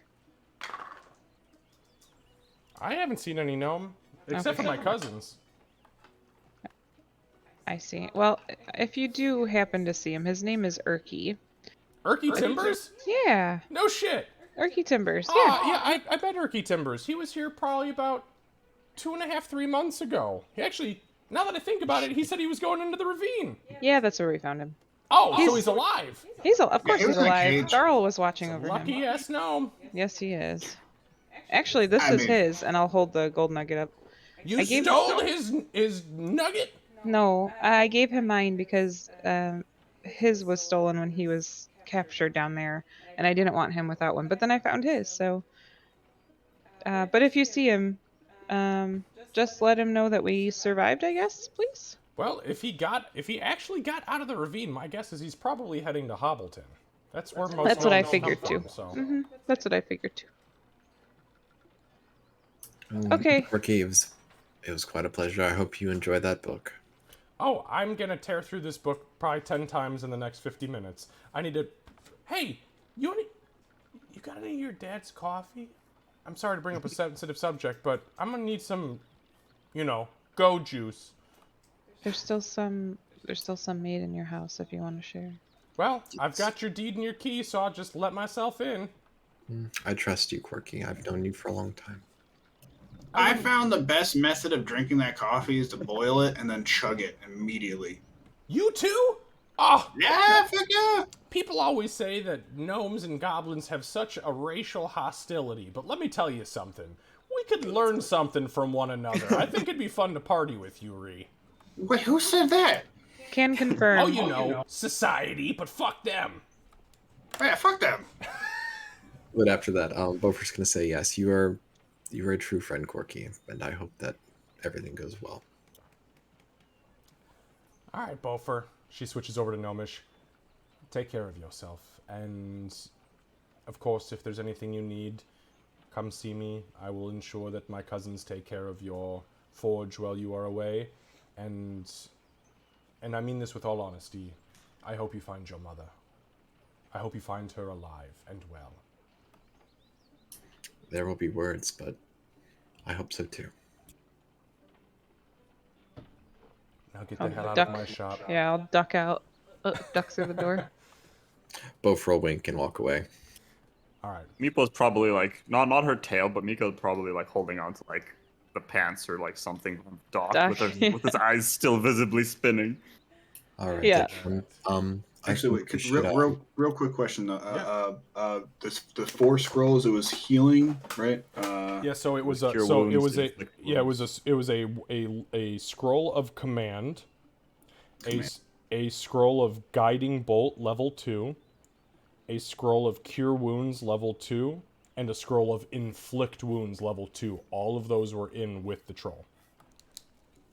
Scroll of cure wounds level 2. You said. Cure Yeah. wounds level 2, inflict wounds level 2, and guiding bolt level 2. So if you are going to give those to anybody, just make sure that they note it in their inventory and you pull it out of yours. Oh yeah. And- So whoever wants that, whoever can use any of those, because Bree obviously can't use any. I can bought. use the. Oh, go ahead. Oh, go ahead. Mine's a different thing. Go ahead. I was gonna say all of those are my spell list. I don't know You about can you. use all of them. Meepo can read them, but there's a chance that he fails. Yeah, Whereas those yours is an auto those are success. all my cleric spells. Doc will disperse a potion of healing to everybody. I have 2 because one is for she, but everybody should have 1 now. If you didn't have 1 already.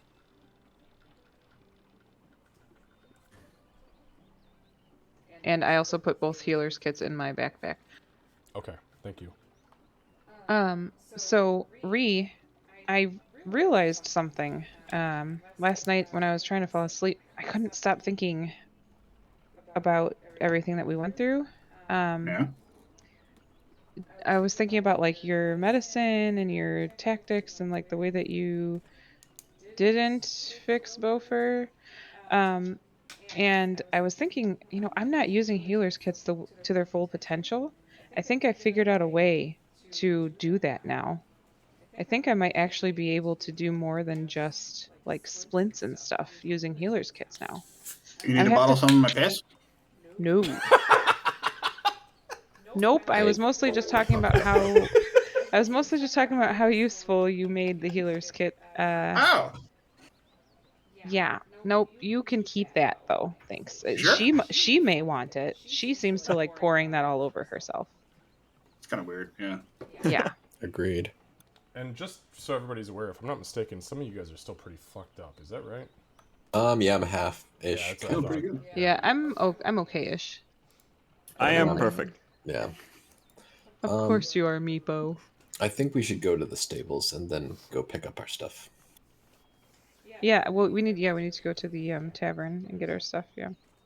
I think all I got there is just clothes. I have a lot of stuff there. Oh, well, and some stuff, I mean, if we're going to be traveling, which it sounds like we're going to be traveling, are we going to be traveling, Bofer? Yes, we will definitely be traveling. Okay. So I would suggest, We may want to sell off some stuff. I have learned to travel lightly, and I've learned that it is better to travel lightly. So, um, Bofer, some I'm of looking at our you.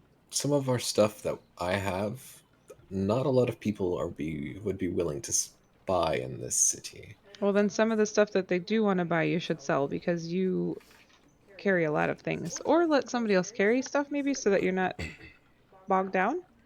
That's Shove them in fine. your house. And besides anything that Mhm. you guys have had already identified as far as their value is concerned, all the little trinkets and crap you picked up, I do have that Bofer picked up a bunch of silverware, a crystal goblet. Doc has some agate gems, a silver necklace, a ceremonial dagger, the silver rings. Meepo, you have the weird crystal vial with whatever the fuck is inside of it. And, No, she broke that. Remember, we discovered that that was the. oh, that's right. You know what? I just never. That was Yeah, subjugation juice, I think. that's right. Oh, I know exactly what it was. Yes, it was no good juice, and I was hoping he was going to chug it. Almost So did. what I would recommend us doing is buying horses in a cart, traveling to the city we go to, and selling the horses there. It's a way of traveling. We might lose a few gold, but it'll be payment for traveling Why don't we just eat the horses if we're going to sell them? because horses are expensive. Means they taste better. No. I think cows taste better. Just so you guys know, there is a market in this hamlet. The market is pretty much in the dead center of town right here. They do buy and sell all sorts of shit. The stables is literally right next to Corky's, right over here. I will let you guys decide what you're going to do. I'm going to take a very quick bio break. Got it. Actually, got to tinkle real quick, too. I'll be right back. All right. So what I was thinking, like between y'all two, is stables, and then go pick up our stuff over at the inn, and then get the hell out of Dodge. Okay. Which Meepo, you don't have anything there. By the way, an inn is basically like where all of y'all sleep, but it's bigger. You saw me for a room, right? It's pretty. How's the dragon? This place is pretty big too. This place houses a lot of people. This place is set up with multiple rooms for multiple dragons. Oh. Yeah. But yes, we should definitely go back there and get our stuff. And yeah.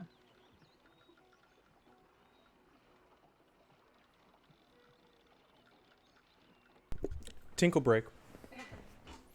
Tinkle break. And to be honest with y'all, most of my stuff is like armor. People will buy I am armor. broke. People will buy weapons. People will buy all sorts of shit, man. Markets are great for that. Making armor and rolling my buying shit. armor in a making and buying that shit in a medieval fantasy world is not an easy task. A suit of like leather will take one crafter like 2 weeks to make. So if somebody can just buy that, I mean, that's easy shit. No, what I mean is like my chainmail is 55 pounds, Mm-hmm. so I can't really carry a lot of stuff because of We carrying stuff?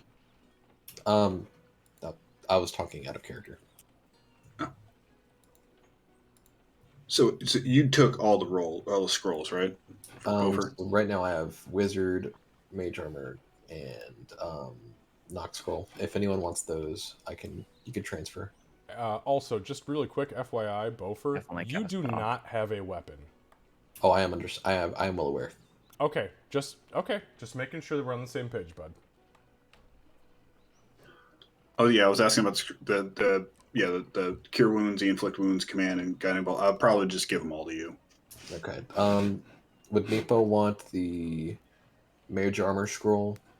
The No, Meepo, okay. Okay. I guess we can probably either sell these or something. Meepo can take that. I don't think he'll know what a knock scroll is, but like he'll read that one. Yeah. So So just and although sometimes like magic might be like, well, I've never used it before, but scrolls are written out as a formula. They tell you exactly what they do. So if you can read it, you know exactly what will happen when you mutter the incantation and flash the symbols.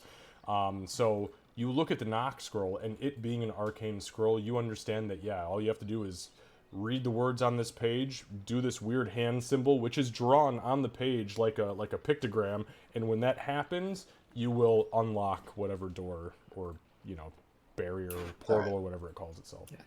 I'm deleting People it. can cast this one. Okay, I'll add a knock scroll. What level is it? Level 2. 1. Oh, okay. Knock is level 2. I'm pretty sure knock Okay. is level 2. All right, I will need to check. I know it's in the spells I could have learned.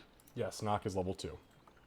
Okay. So, Yeah, so if you cast a spell from a scroll of which you can cast that level or that tier, there's no check to it. If you try to cast something higher, regardless of whether or not it's in your school, you still have to roll for it. So when you can, Kev, can you send it to me through Discord so I can add them to my inventory? what do you need? Oh, I was talking to like Kevin Ree. Oh, the scrolls. Yes, all the scrolls. Gotcha, Yes. gotcha. So, what I was thinking we could do is we could go get some horses and not a carriage, a cart. We can get a cart, and then we can go get our stuff at the inn, and we can go. We Just also dropped it in need to get Discord some for you. food. Oh yeah, I'm tapped out on food. Yes, I definitely gonna need some food. I felt pretty nice having a shield. So maybe we can find a shield, We would be can't nice hear you, too. by the way, if you were talking. Yeah, we definitely need rations, and we should grab a meal, an actual meal, since we haven't had. Yeah, cooked meal. Mhm. We're going to the tavern anyway. Agreed. All right. So, do you want to go to the tavern first and get our stuff, or do you want to go Yeah, let's do that, and we can grab food. to the tavern? Okay, so you guys head back to the tavern, which is just for reference down here in the southwest corner of the map. You enter. There's a couple guys outside that look like they're pretty pissed drunk. They're sitting up against a hay bale. Pigs are kind of walking around them. They're just in the slop. You go in, and you see the familiar face of the old racist and sexist shitbag Garen, who looks up and almost immediately, oh, Bofer, how are you doing, my boy? Have you come for your things? He looks down at you. The fuck is that thing doing in here? Get it out of here. Hey, he's our friend. He's our friend. Okay, all right. Yeah, Chill. Yes, we're here to collect our things. I believe we owe you, what was it? How much a night were we? He's gonna look the dog. Do you remember? I was just looking for that. I think it was. give me a sec. I got it. I think yeah.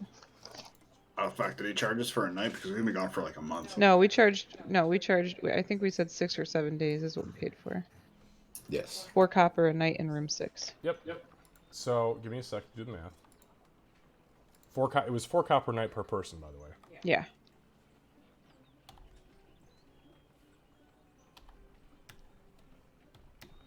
All right, so we're looking at 96 copper, so we're looking at 9 silver, 6 copper, please. I will give him exactly that and no more. Perfect. Go ahead and mark it off of your inventory as you slap it on the counter, and he looks like he's just hit the fucking lottery. Smile on his face, and as you were counting it out and putting it on, he actually reaches out and he puts an earnest hand, a heavy hand on your paw, and he whispers to you, I'm sorry about the offense when I first met you. And he lets go. Well, She seems taken aback. I'm glad that you let us store our things here, but he's gonna hold up another silver, and he's gonna say, if your boy can bring all of our things down safely, this is yours. He looks at you and he says, you're going to give me a whole silver piece if my boy can haul your shit up from the cellar? Yes. Quite everything needs to be perfectly, nothing missing. We're We're gonna have a problem there, bud, because your greenskin friend came last night and snatched a few things before she. Well, she said she was just coming to collect and just a few things because you were in need. Well, a few things else. I have him bring whatever is left. Um, Why don't I mean, you just minus hold her on? stuff, I suppose, right? I hope so. Well, she didn't leave anything, friend. Yeah, let me have him go get your shit. Kind of looks over.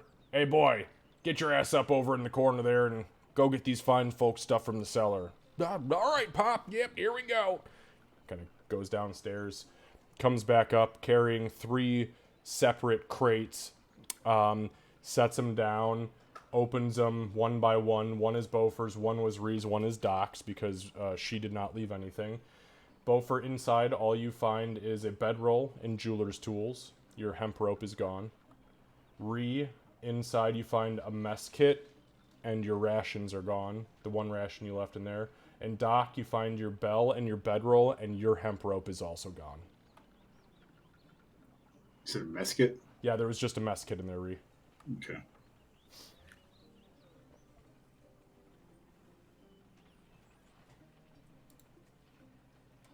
Holy shit, this document was last edited 15 weeks ago. I know. I have actually.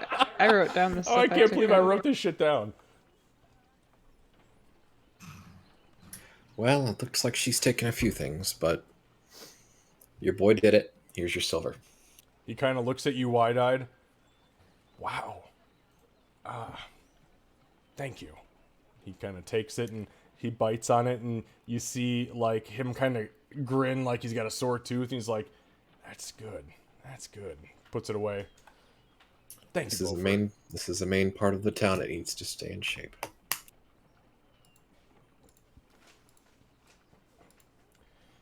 Anything else I can do for you? Welcome back, by the way. Hopefully your friend didn't completely fuck you out of everything. No, not everything. She seemed nervous, by the way. I don't know if that means anything to you, but she seemed very on edge when she came here. She assured us that you were going to pay your tab in the morning, which she was right about, and I was right to believe her, as she was horribly fucking intimidating. But Yeah. Wait, she showed emotion to you? oh, she told me if I didn't give her access to the cellar that she was going to break my, and I quote, fucking teeth out of my head, end quote. Wow. Sounds about right. Can you tell us which way she went? Absolutely not. Didn't leave this place. I was sitting here pissing my pants. I don't know if that was because of the alcohol or the fear, or a combination of both. Did your boy see anything? He's outside a lot. He is usually outside, but he's a fucking drunkard, so I wouldn't trust what he said. Let's ask him. Hey, boy. You see where that green-skinned bitch went last night that kind of essentially robbed these fine folks?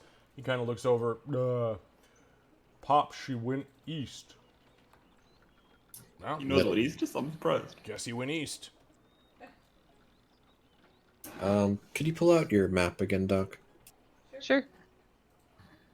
I'll go over to a table and lay it out. Okay. All right, east. Is that Middleton? There's Middleton, there's Mogu Mogu, Riverton, and Silver Peak. Is the only way she could get. Where was she from? Wasn't she from?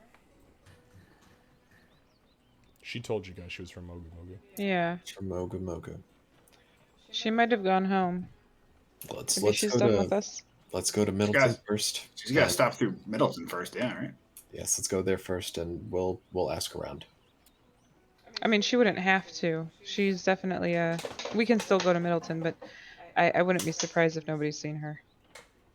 Agreed, but you'd be surprised in the kinds of people that live in Middleton. That's actually a pretty accurate fucking fact. What kind of people live in Middleton? Well, you'll see. Gypsies, tramps, and thieves. Welcome to Middleton. And the cobalt soon to be. All right. Let's go ahead and carry our things, and let's go to either the market or the stables now.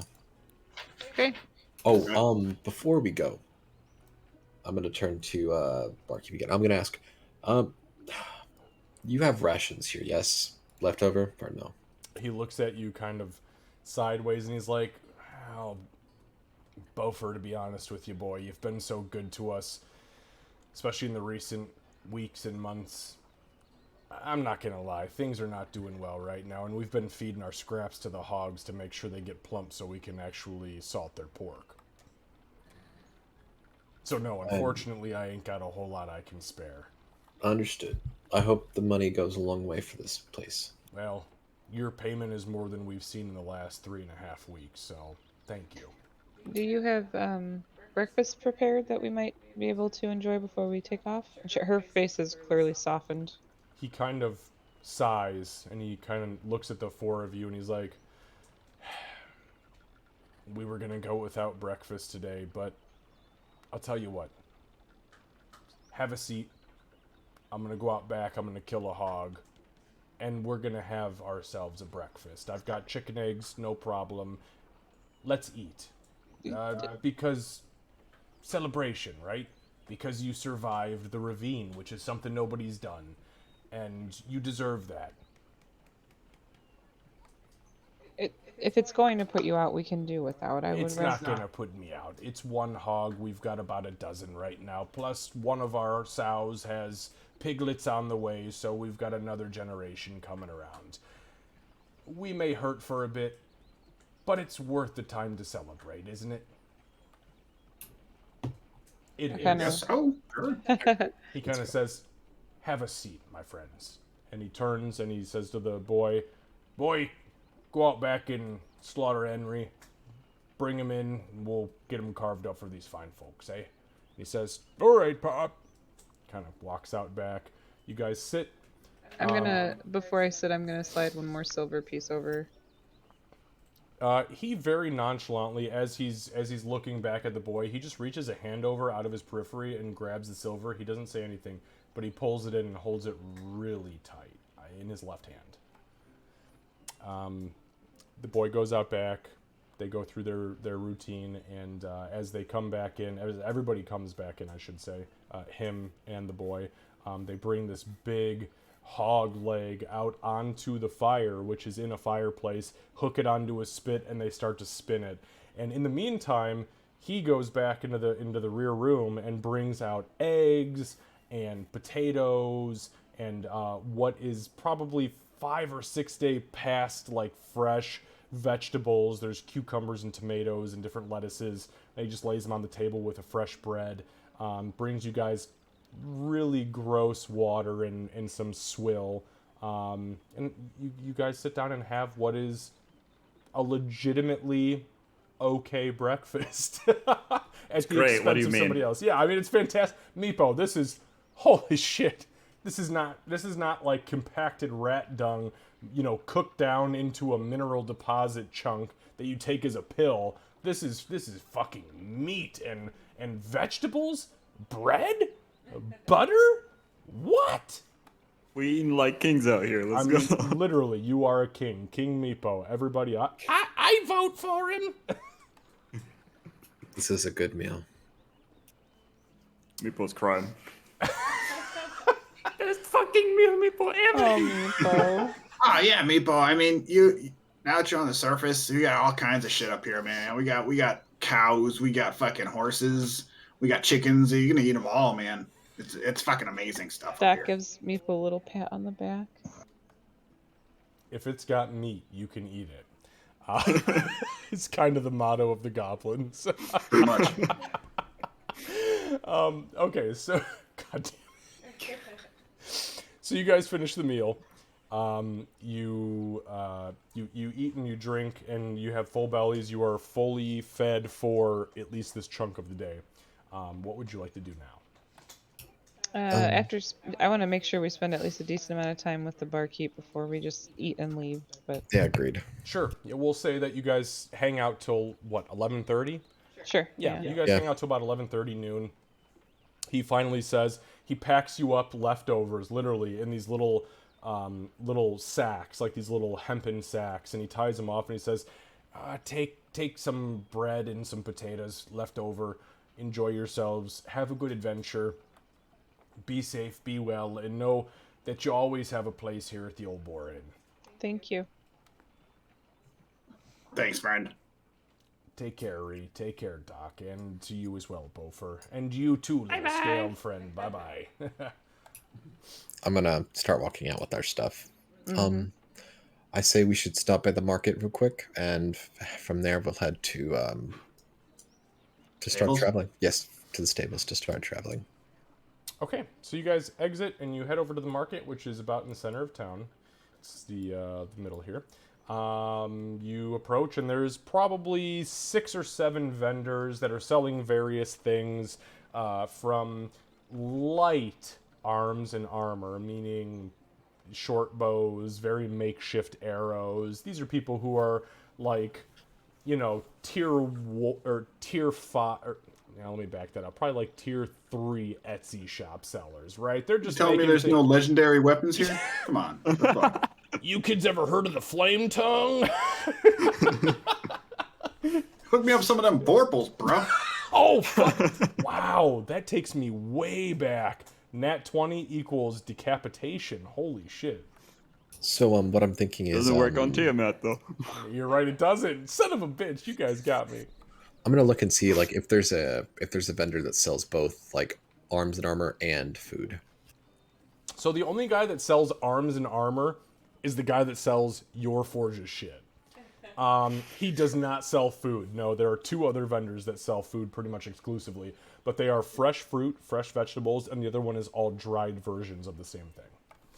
I was gonna say that's kind of a very niche market. Hey, you right never there. know. Selling food and armor at the same time. Let's Scale stop by armor with apricots. let's go get some rations, and then we can go get me and Ree some armor and weapons. Okay. Yeah. So you guys approach the dried fruit vendor, which would be your the dried fruit and meat. Rations, we'll just say for the sake of brevity, are going to be 5 silver per use. So that would be if you guys are looking for all 4 of you to get, 5 days worth. We're looking at 4 times 5. That'd be 20. Wait, hang on. 4 times. Would it be 20? How long is the travel to 20, Middleton? 20, yeah. I'm sorry. What was the question? How long to travel to Middleton? That is a very good question. Give me 1 sec. I only ask because we'd probably only want to get as much rations as it would take to get there, and then we buy more rations there, and then So if you travel by foot, it will take you a day and a half to get there. If you travel by horse, it will take you about 3/4 of a day to a day, depending on how the horse is. Oh, it's pretty close. Yeah, it's really close. Let's buy 4 rations worth. 4 days worth? 4 Yeah. 4 days worth. So Yeah, let's do 4 days worth. is I still have 2 on So me that's for some 80 reason. silver. So you may still have I some have rations. 5. Well, I have what? 2 on me. I don't have any left. So okay, so if we're gonna do 4, then we need 2. How many did you have, Meepo? 5. You have 5, so you don't need any. So 2 for Ree, 2 for me, and 4 for Bofer. So 10. A little bit of So 40 silver. 40. Okay.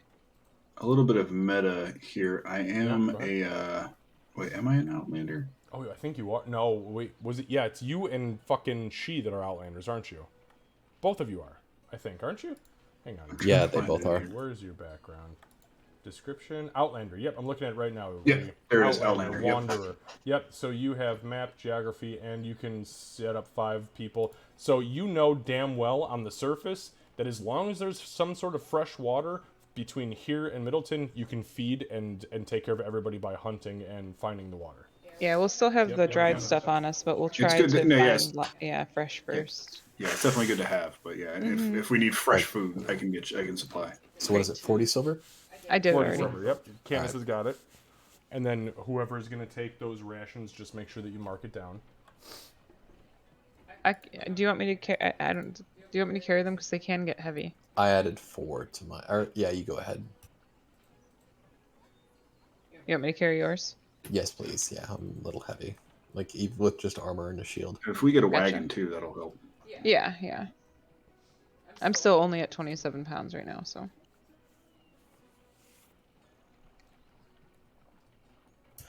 All right, so we should probably go get Rhea shield and me a weapon.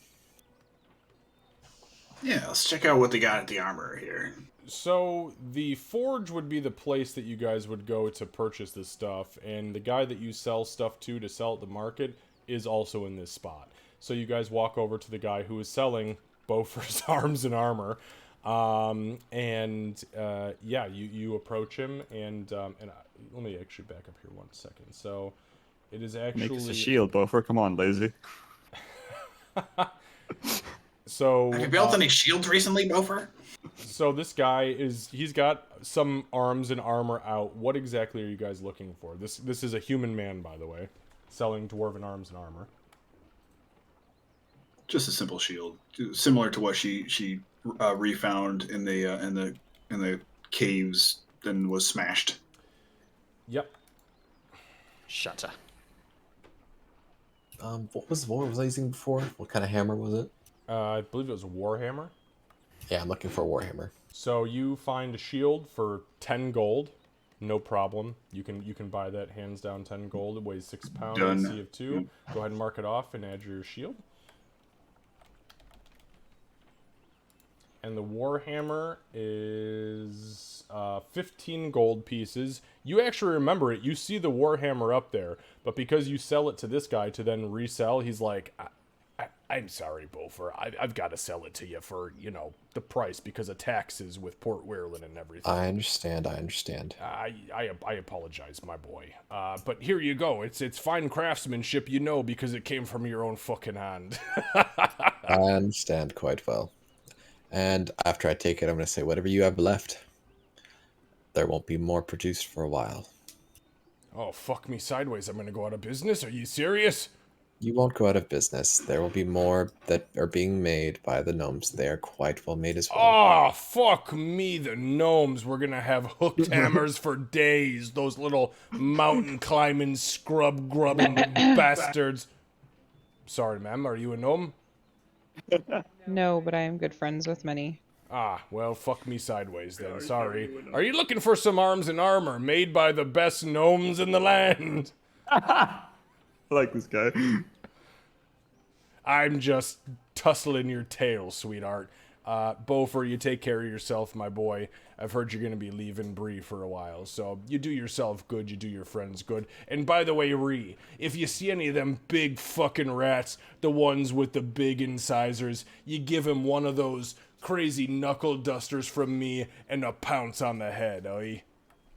Oh, absolutely. I mean, you see the shit I'm wearing right now. Yeah, I fucking got a big one down in the ravine, man. Fuck those guys. Holy shit, I didn't even notice it until you pointed it out. Where'd you fucking get that? You found a fucking giant. It's a dire.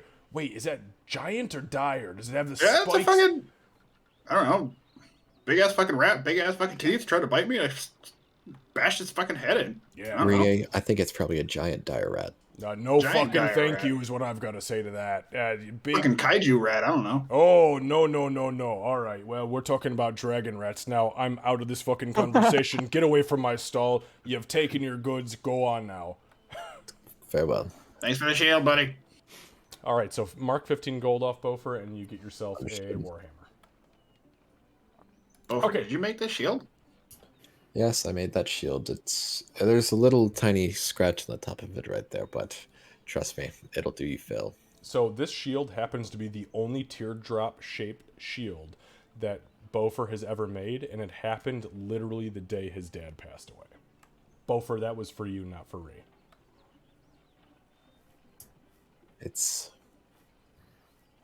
treat it well. I mean, Shatter. I'll As treat much it. as you I'll can. treat it as well as I can. It's a shield. It's Fuck meant to you, be Lucy. beat on a little bit. Oh, trust me, it will hold. Okay. Well, good job. It's very very nice. Is it painted? I'd say it's painted green. Nice. Anyway, to the stables. All right, so You guys approach the stables, which are right her. And as you approach the stables, you realize that, holy shit, there's not a goddamn horse in these stables. But the stable hand is standing outside with his back rested up against the center beam, holding the entirety of the center portion of the stables upwards. And he kind of looks out at you, young, half elven, probably you see slightly pointed ears. He's about 5'7" or so. And he kind of looks out at the lot of you, doesn't seem to recognize Beaufort, and he says, Ori, and he says, "Something I can help you with?" Where's the... Who are you? I've never seen you around these parts before. I'm sorry, I don't think that matters much, mate. You're looking for something. In the business for horses. Ah, horses, yeah. Funny story about horses. About 4:30 this morning, we had some greenskin broad swing by and buy 2 horses, which is all we had left as far as I'm concerned. We've got a couple of horses out in the field right now, but unfortunately, because they're working animals, can't sell them to you. But yeah, she went east towards Middleton, said, "I'll give you any price you want for the horses." That was about it, actually. She was very quiet, very intimidating in her silence, quite frankly. Yeah, that's about Is right. there anyone else in the town that has horses that are, I don't know, that we can buy? He kind of leans forward and looks down both directions. "Not as far as I can see. We got working horses out here, mate. We've got to fucking harvest the fields. You kidding me right now? Like, what the fuck? Could we pay extra for one of those horses? Those working horses? It's not my horse to fucking sell, mate. They're just We can stabled just here. we can just walk, guys. I could ride a pig. Have you tried walking the fucking dwarf, mate? See that so bad. Wait, what did he just say? Oh, you heard me. Did you try walking the dwarf over there to ask somebody about something fucking else? Or you can ride him. That's it's your choice. That's not me. Look, I'm not here to kink shame. But you can ride him, or you can walk him over there, talk to the horse people, see if they'll sell him to you, or fuck off, because quite frankly, I've got no fucking horses for you. What race was this guy? I want Half to elf. Whatever, Ugh. pointy ears. Prick. He kind of looks down and he's like, "Oh, whoa, look! I meant no insult. It's just that somebody approached me sooner than you and offered me an absolute fucking ridiculous amount of gold for my 2 horses that were non-working horses. So I sold them to her, and she didn't even climb on them. She just fucking walked them to the east. Very nice of her. Maybe she was one of them druid types. I don't know. Creepy broad, big ass longbow on her back." Beaufort's just gonna start laughing as soon as he hears Druid. All right. Doc is gonna usher Beaufort away. Yep, thank you for your time. All right, take care now. Come back when we've got horses. As soon as like they get a long distance face, like that fucking elf, no good little tree Yeah, guy's hugging. kind of a douchebag. That's a half elf for you. Not being You so seem low nice. at all. No, Meepo. No, that's what we on the surface refer to as douchebags. He is the definition of a douchebag. Okay. He's the definition of cow dung. Let's Yeah, hear it's you. a- People let's never hear- heard of douchebag, right? There it is. That's what it is. Yeah. Okay. Yeah. Yeah. If you see a guy treat you like that, that's what we call douchebag. Okay. So all kobolds are douchebags? Now, if you Is there- well, the ones that you were with are, but if anybody treats you like that, Oh, you let yeah. Doc know. Yes. No. What? Yusdra was a douchebag. Okay. Yeah. Would I Tier know 1. anyone else in the town has Tier 1 2 douchebag. horses? I'm sorry, what was that, Boo Boo? Was there anyone else in the town that has 2 horses? Not 2 horses for. This is not a town. This is a hamlet. The horses and donkeys that are here or ponies are for work. They are farmers. They are people who are constantly dragging up crops. People, I mean, you can try to buy them for an exorbitant amount of money if you'd like to.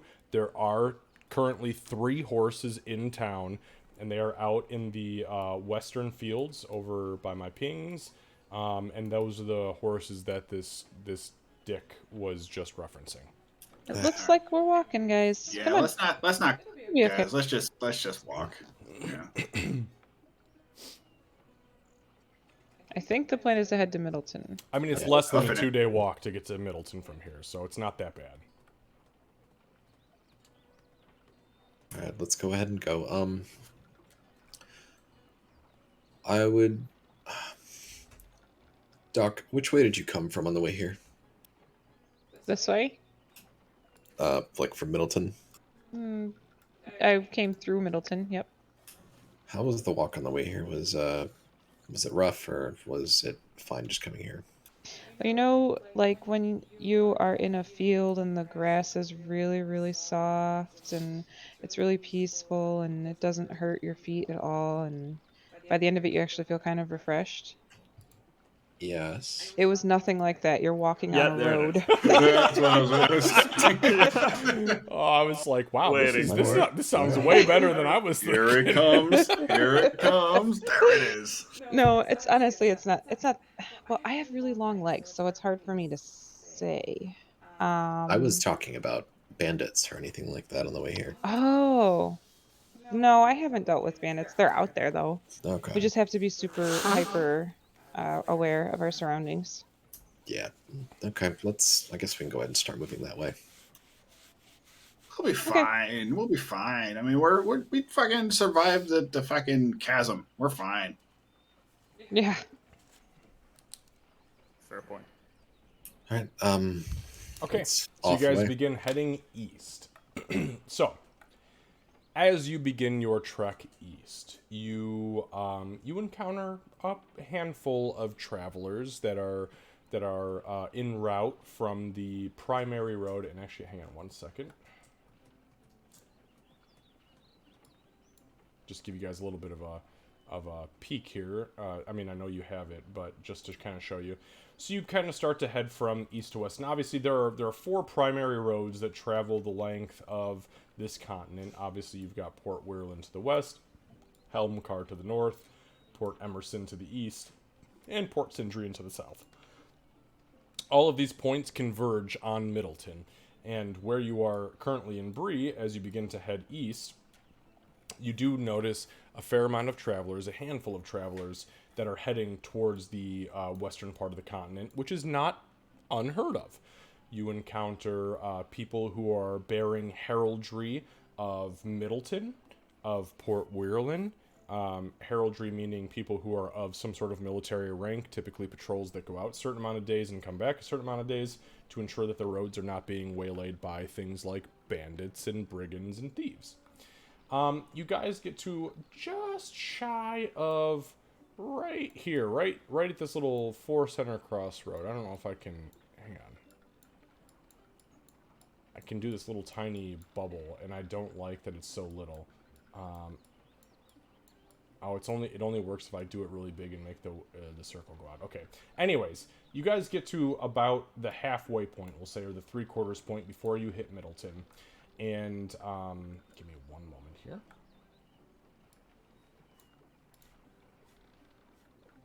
You find yourself approaching what is a common resting point between Bree and Middleton, known as the Tranquility Garden, and it is a small, naturally occurring whirlpool in the center of the road that has natural lilies and different forms of vegetation growing within it.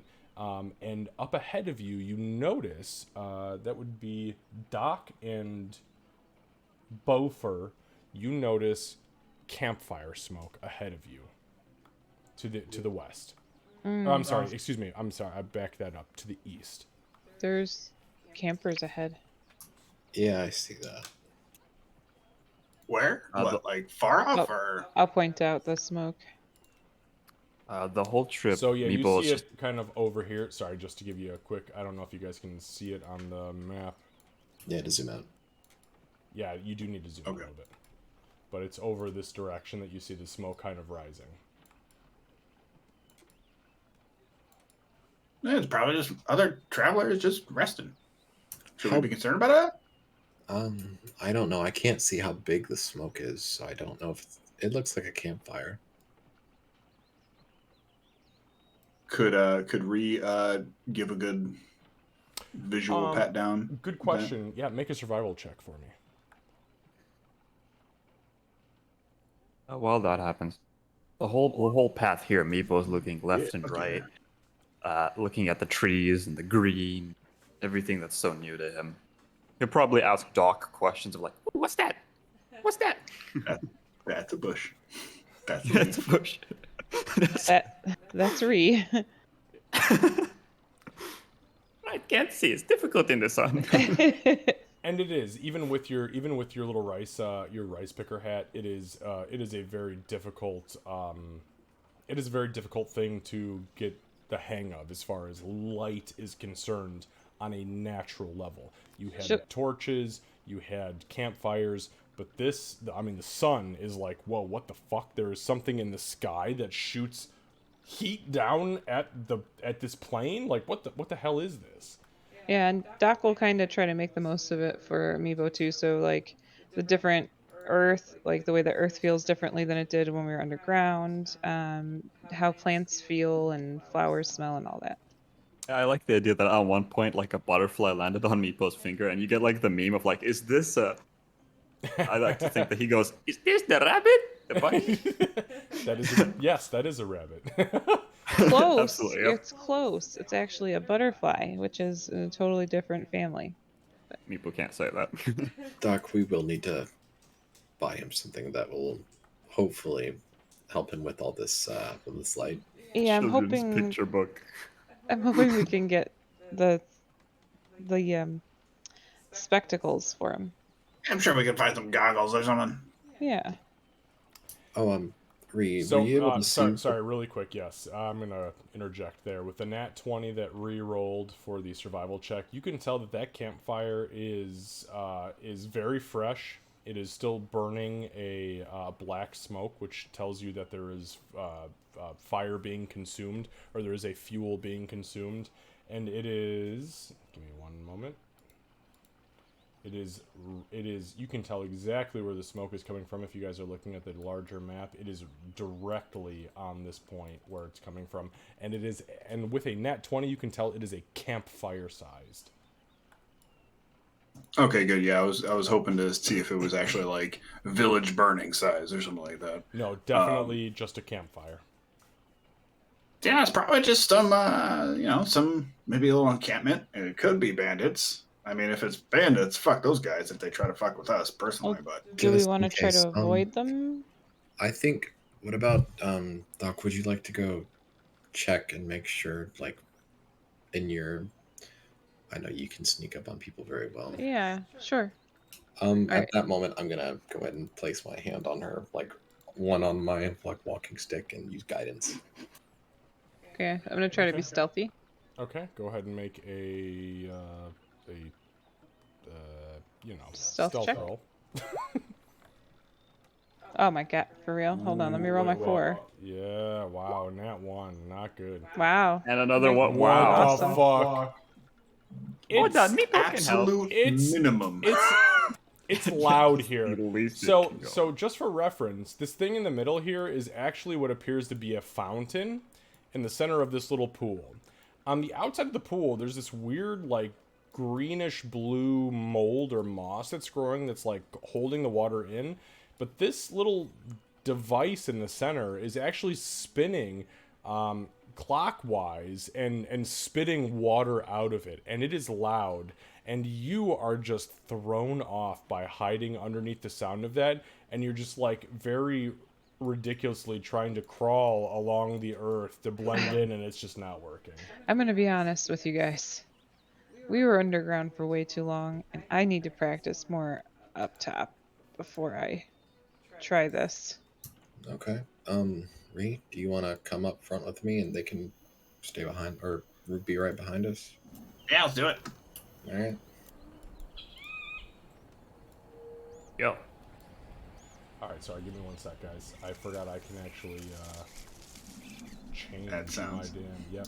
Give me one sec.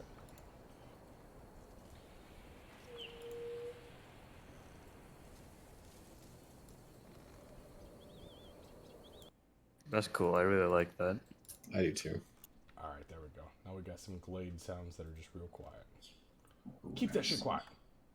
Quiet your ass down. Shut the fuck up. Yeah, Doc, come on. Yeah, right? Okay, so you guys are trying to move up? Is that right? Yeah. Okay, Yeah. go ahead. Everybody give me a stealth roll. If you're trying to move stealthy. If not, disregard. Oh. I don't give a fuck. I'm not even gonna try.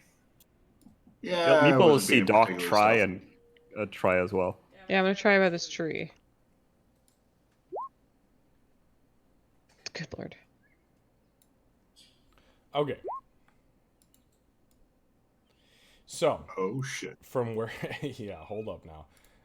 From where you guys are, you can see a camp. You can see a wagon, and I'll give you just a little bit of... There's a wagon here with a horse. Appears to be some sort of draft horse attached to it. Behind that wagon, there are 2 tents of some sort of hide or leather that are set up. There is very obviously a very big fucking cage that is set up on the back side of that. There is a man standing here that you can see rising above about 7 to 8 feet fucking tall. And he is all man, all human in the front with this weird orangish skin and ripped 8-pack abs.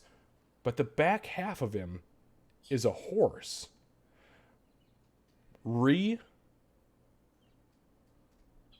Doc, you both recognize this man as a centaur.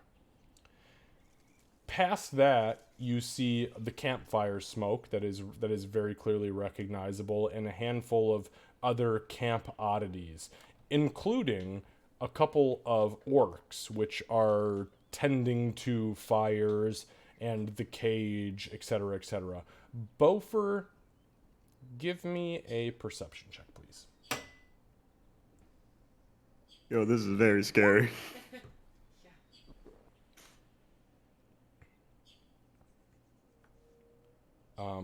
Why did it roll 2? Disadvantage.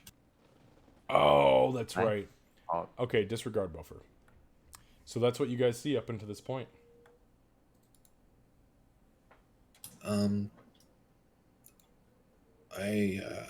So I don't know what that thing is, but I see a horse and a cart, and I see orcs. Reed, do you think you might be able to talk to them? Oh wait, it was one of those. Oh yeah, it was one of those dudes who. Okay, as you guys move forward, give me 1 sec. It's one of those dudes who like their mothers fucked a horse or something, That sounds uncomfortable. right? If we aren't wanting to fight these guys, we should probably leave. Like now. So We gotta go past him. Yeah, we got to get past him. I can't sneak right now. I'm exhausted, and I have armor on. Actually, disregard. Okay.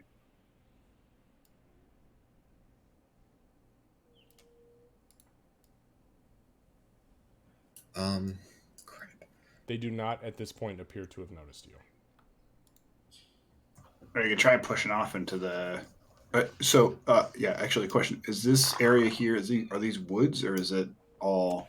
No, it's all Grasslands. open. Yeah, it's all open grasslands and plains. There are some speckled. Trees, as this is kind of alluding to. But for the most part, it is very flat land in this area leading towards Middleton. And it's like midday right now. Yep, it is about. Let's see, it was 1 p.m. So it's about 3 or 4 p.m. It's bright. Well, one thing I could possibly suggest is if we don't want to fight these guys, we I'm gonna can poke maybe. him. One of them's moving. Oh yeah, fuck that guy. So you we you see this orc move out onto this path. He's got a shield and a battle axe, and he just stares down the path with the shield in front of him, staring straight at you guys. Maybe he doesn't see us. I think maybe we could. Don't move. You can't. If we don't see us, their vision is based on movement. If we jump in the back of that wagon over there, maybe we can we can jump in it and steal it, and they're fucked because they're going on a wagon. Reed, that's. I think they know where you're Uh oh. going. Does anybody No, speak no, Orcish? no. We're not Do what? moving. Does anybody speak Orcish? No. Nope. Okay. You see the centaur make a wide arc around where he was standing and kind of take up this weird position. He's staring straight at you. He has a long bow in his left hand and an arrow knocked on it. You also see Meepo, as you begin to move, you see another orc moving up to the north and kind of getting this weird situation. Like, you guys are starting to understand that maybe they're getting into this weird defensive position. Like at this point. formation, yeah. Can I This put? is I want not to. looking good. I want to put my hands up and be like, we don't want to fight. We don't want to fight. And what language are you speaking? I'll start in common and then I'll switch to goblin. Okay, so you start in common. As you do so, you see that they're still moving. Like, there are lots of bodies moving, and there are a couple of horses up here tied to carts. So they're not. There's not a whole lot going on as far as that's concerned. But the people who are, sorry, I just got raided. I think I just got raided. I'm gonna talk to Yeah, you. Okay, Hex. we need Holy to. shit, Hex. Oh damn! Hex, think thank you we're so gonna much. attack That's a with big weed raid. I'll give you now. one of these and one of these. And my fucking camera Yeah, isn't even yeah, up right now. I'm yeah, so sorry. yeah, no, I see At that. that now. moment, I guess. I'm gonna pull out a scroll. Okay, what's the scroll that you're pulling out? I'm gonna be pulling out Guiding Bolt level 2. Okay, all Oh right. boy. So you pull the scroll out, and oh my god, I'm sorry guys. Give me 1 second. Oh yeah, do your thing. Oh my god, no, you did not interrupt. I'm so sorry that my face isn't on here. I don't know what Make sure the you fuck have is the going range on on. that bow for. I don't know what is going on you're with right my about display. You should be able to hit 2 It is orcs, not I think. showing me anymore, and I am so sorry you That can't is see my 120 face. I'm feet. pretty good looking. Oh, 100. Yeah, no, you can hit display, everyone. Reset, rejoin. Yeah, literally everyone. I'm in audio and video. Audio and video. See, I'm tired, hungover. Hey, there And we I are. really All don't right, wanna hi, fight, thanks, but Hex. I'm gonna do Thank what I you have so to much, right so now. much, so much, Yeah, so much. I for don't that think we raid. got I any much appreciate it greatly. here. We're playing Dungeons and Dragons. We're Looks at like the these guys tail wanna end of our fight. game. We're at the tail end. Quagmire. Yeah, I don't oh, think we're first gonna time get out of Quagmire. this. This is your first time here. Holy shit! Thank you. Thank you for joining us. Thank you for the raid. I But appreciate if you we guys can being keep here. the horses Hang out for just a alive. little bit. We got about 10 more minutes, and then we're gonna Don't jump name into somebody them. else's raid. So just hang out for just Oh a few. yeah, that's what I'm and, hoping. That's what I'm hoping. enjoy We can what steal it's these about to go horses, down. bounce. Understood, Buttercup. Yeah, Just don't name it. Don't name it. It's not even ours yet. All right. will be. So, so you guys get to the point where this, where the centaur has moved over to your periphery here. Everybody's kind of moved in this weird position, and you hear the centaur shout in. Oh my God! Nobody speaks the language this man speaks, except for she. Probably not. Of course. Nope, that's 100%. So you guys hear Nestgorflimashos. And he puts one hand up with an arrow in it. Mosklashnemoshos. Can I? What? Okay, can I do an insight check on like his body language? Absolutely. Give me an insight check. Anybody know what this guy's saying? It sounds a lot like what she said, which I'm pretty sure was, "You're What doing the a fuck, great a job." 26? Oh, Yeah, that looks was like with he your hit nat max. 20, but you are rolling with disadvantage. So he says, Nick, so you feel, and then this is legit, you feel like he is calling for some sort of stand down. He does not necessarily want to fight, but he's like eyeballing you enough for you to feel an extreme level of discomfort with your presence. And he says, Nikfiro ummas nakahigoyo. And he points to the east. And he kind of looks at you, specifically Bofer. Nakoyu. At that moment, Bofer's gonna- Pichankangwawa. he's gonna grab his warhammer and put it to his heart and try to like do like a salute, like raise his hammer in the air. I think he's telling Make a us to persuasion go. check with Well, you already got disadvantage on it, so just roll with disadvantage. I think he's telling us to walk. Oh my Ah. gosh, that's terrible. You see him kind of like rear back, and he looks at you and he goes, Nihukako! Nihukako tinkwago! I want to try to use sign language and be like, we. Is that what your language is? Is sign No, language like just like motions, like using hand motions, but Do you speaking know in any common other? while I do it. Do you know Okay. any other languages? We go that way. Candace, make a performance check with disadvantage because you do not know sign language. Not great. Oh boy. It's a 10. Average. It's average, but not great. It's average. Give me a second. Let's see. Come on, Doc. You have to be better than average. Okay. He rolled a 14, which means he understands you.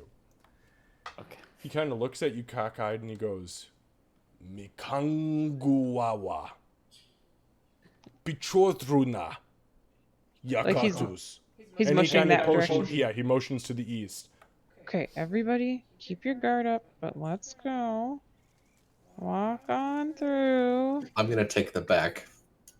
Okay. Yeah, Ree will bring up the front. Oh, you're gonna go first. No, you go first. Okay. Yeah, Ree will go first. Meeple's cowering behind Doc. These yeah. are very scary. I'll be right behind him. The back She'll is- have her shield out too. Like she's Yeah. keeping her mace kind of like on her belts for the time Yeah. being. And I'm ready to attack if I need to. But I don't have my weapons out. I'm just ready to grab them. You see the orcs stepping aside on the path. They kind of follow up behind you, but they do not approach. Give me 1 second right there. Everybody go ahead and pause right there. Now that we're surrounded. Yeah. Yeah. Everybody roll for initiative. We're doing an 11 o'clock game tonight. No, I'm just kidding. Yo, let's go. Beaufort, give me a perception check with advantage.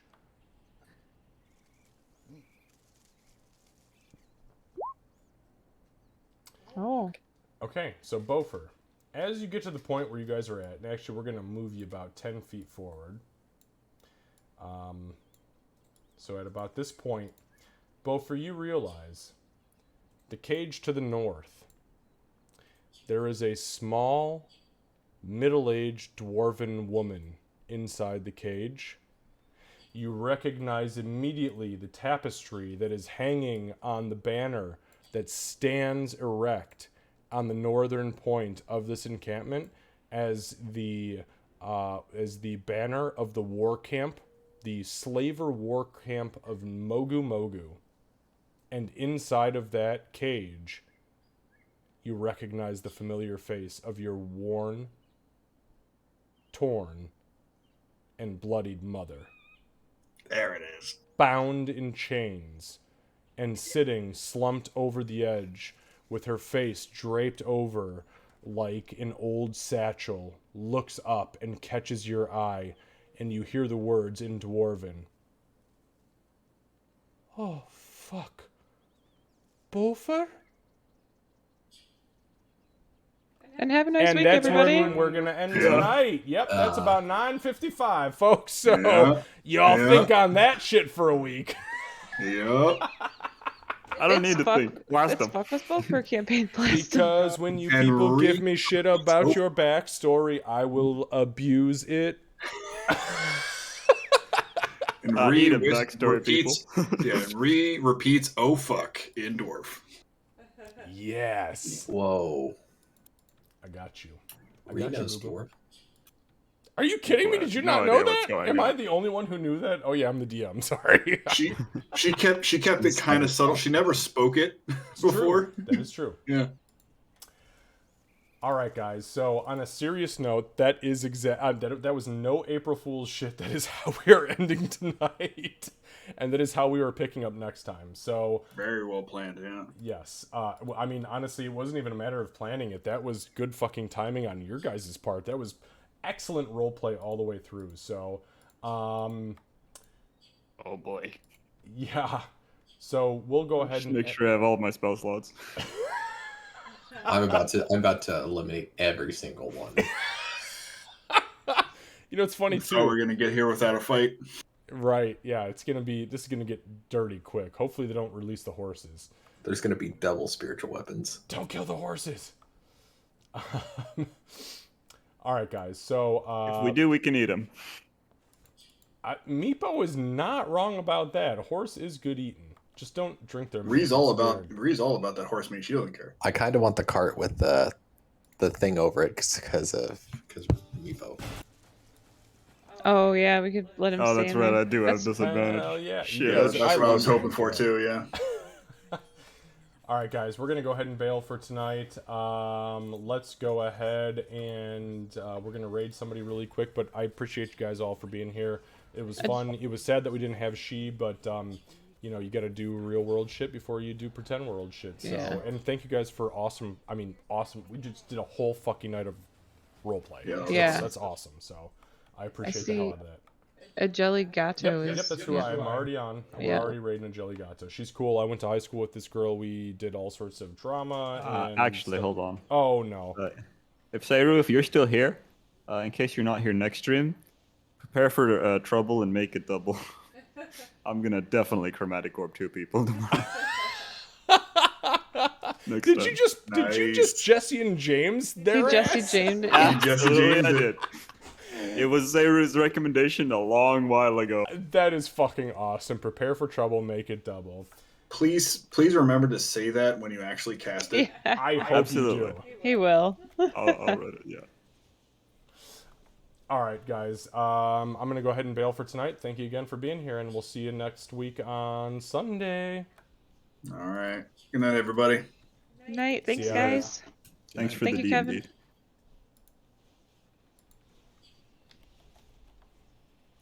All right. So what we need to do is we need to do that raid thing. AJELLYGATO. A Jelly Gato. Here we go. We're going to raid a Jelly Gato because a Jelly Gato is somebody who I've known for a very long time. Also, Xavier, I put a special meme in D&D channel. Oh, fuck me sideways. Okay, I have to go look at it when I go back to the channel tonight. Thank you, Sayru. Thank you for being here, buddy. We'll see you guys soon. Bye-bye now.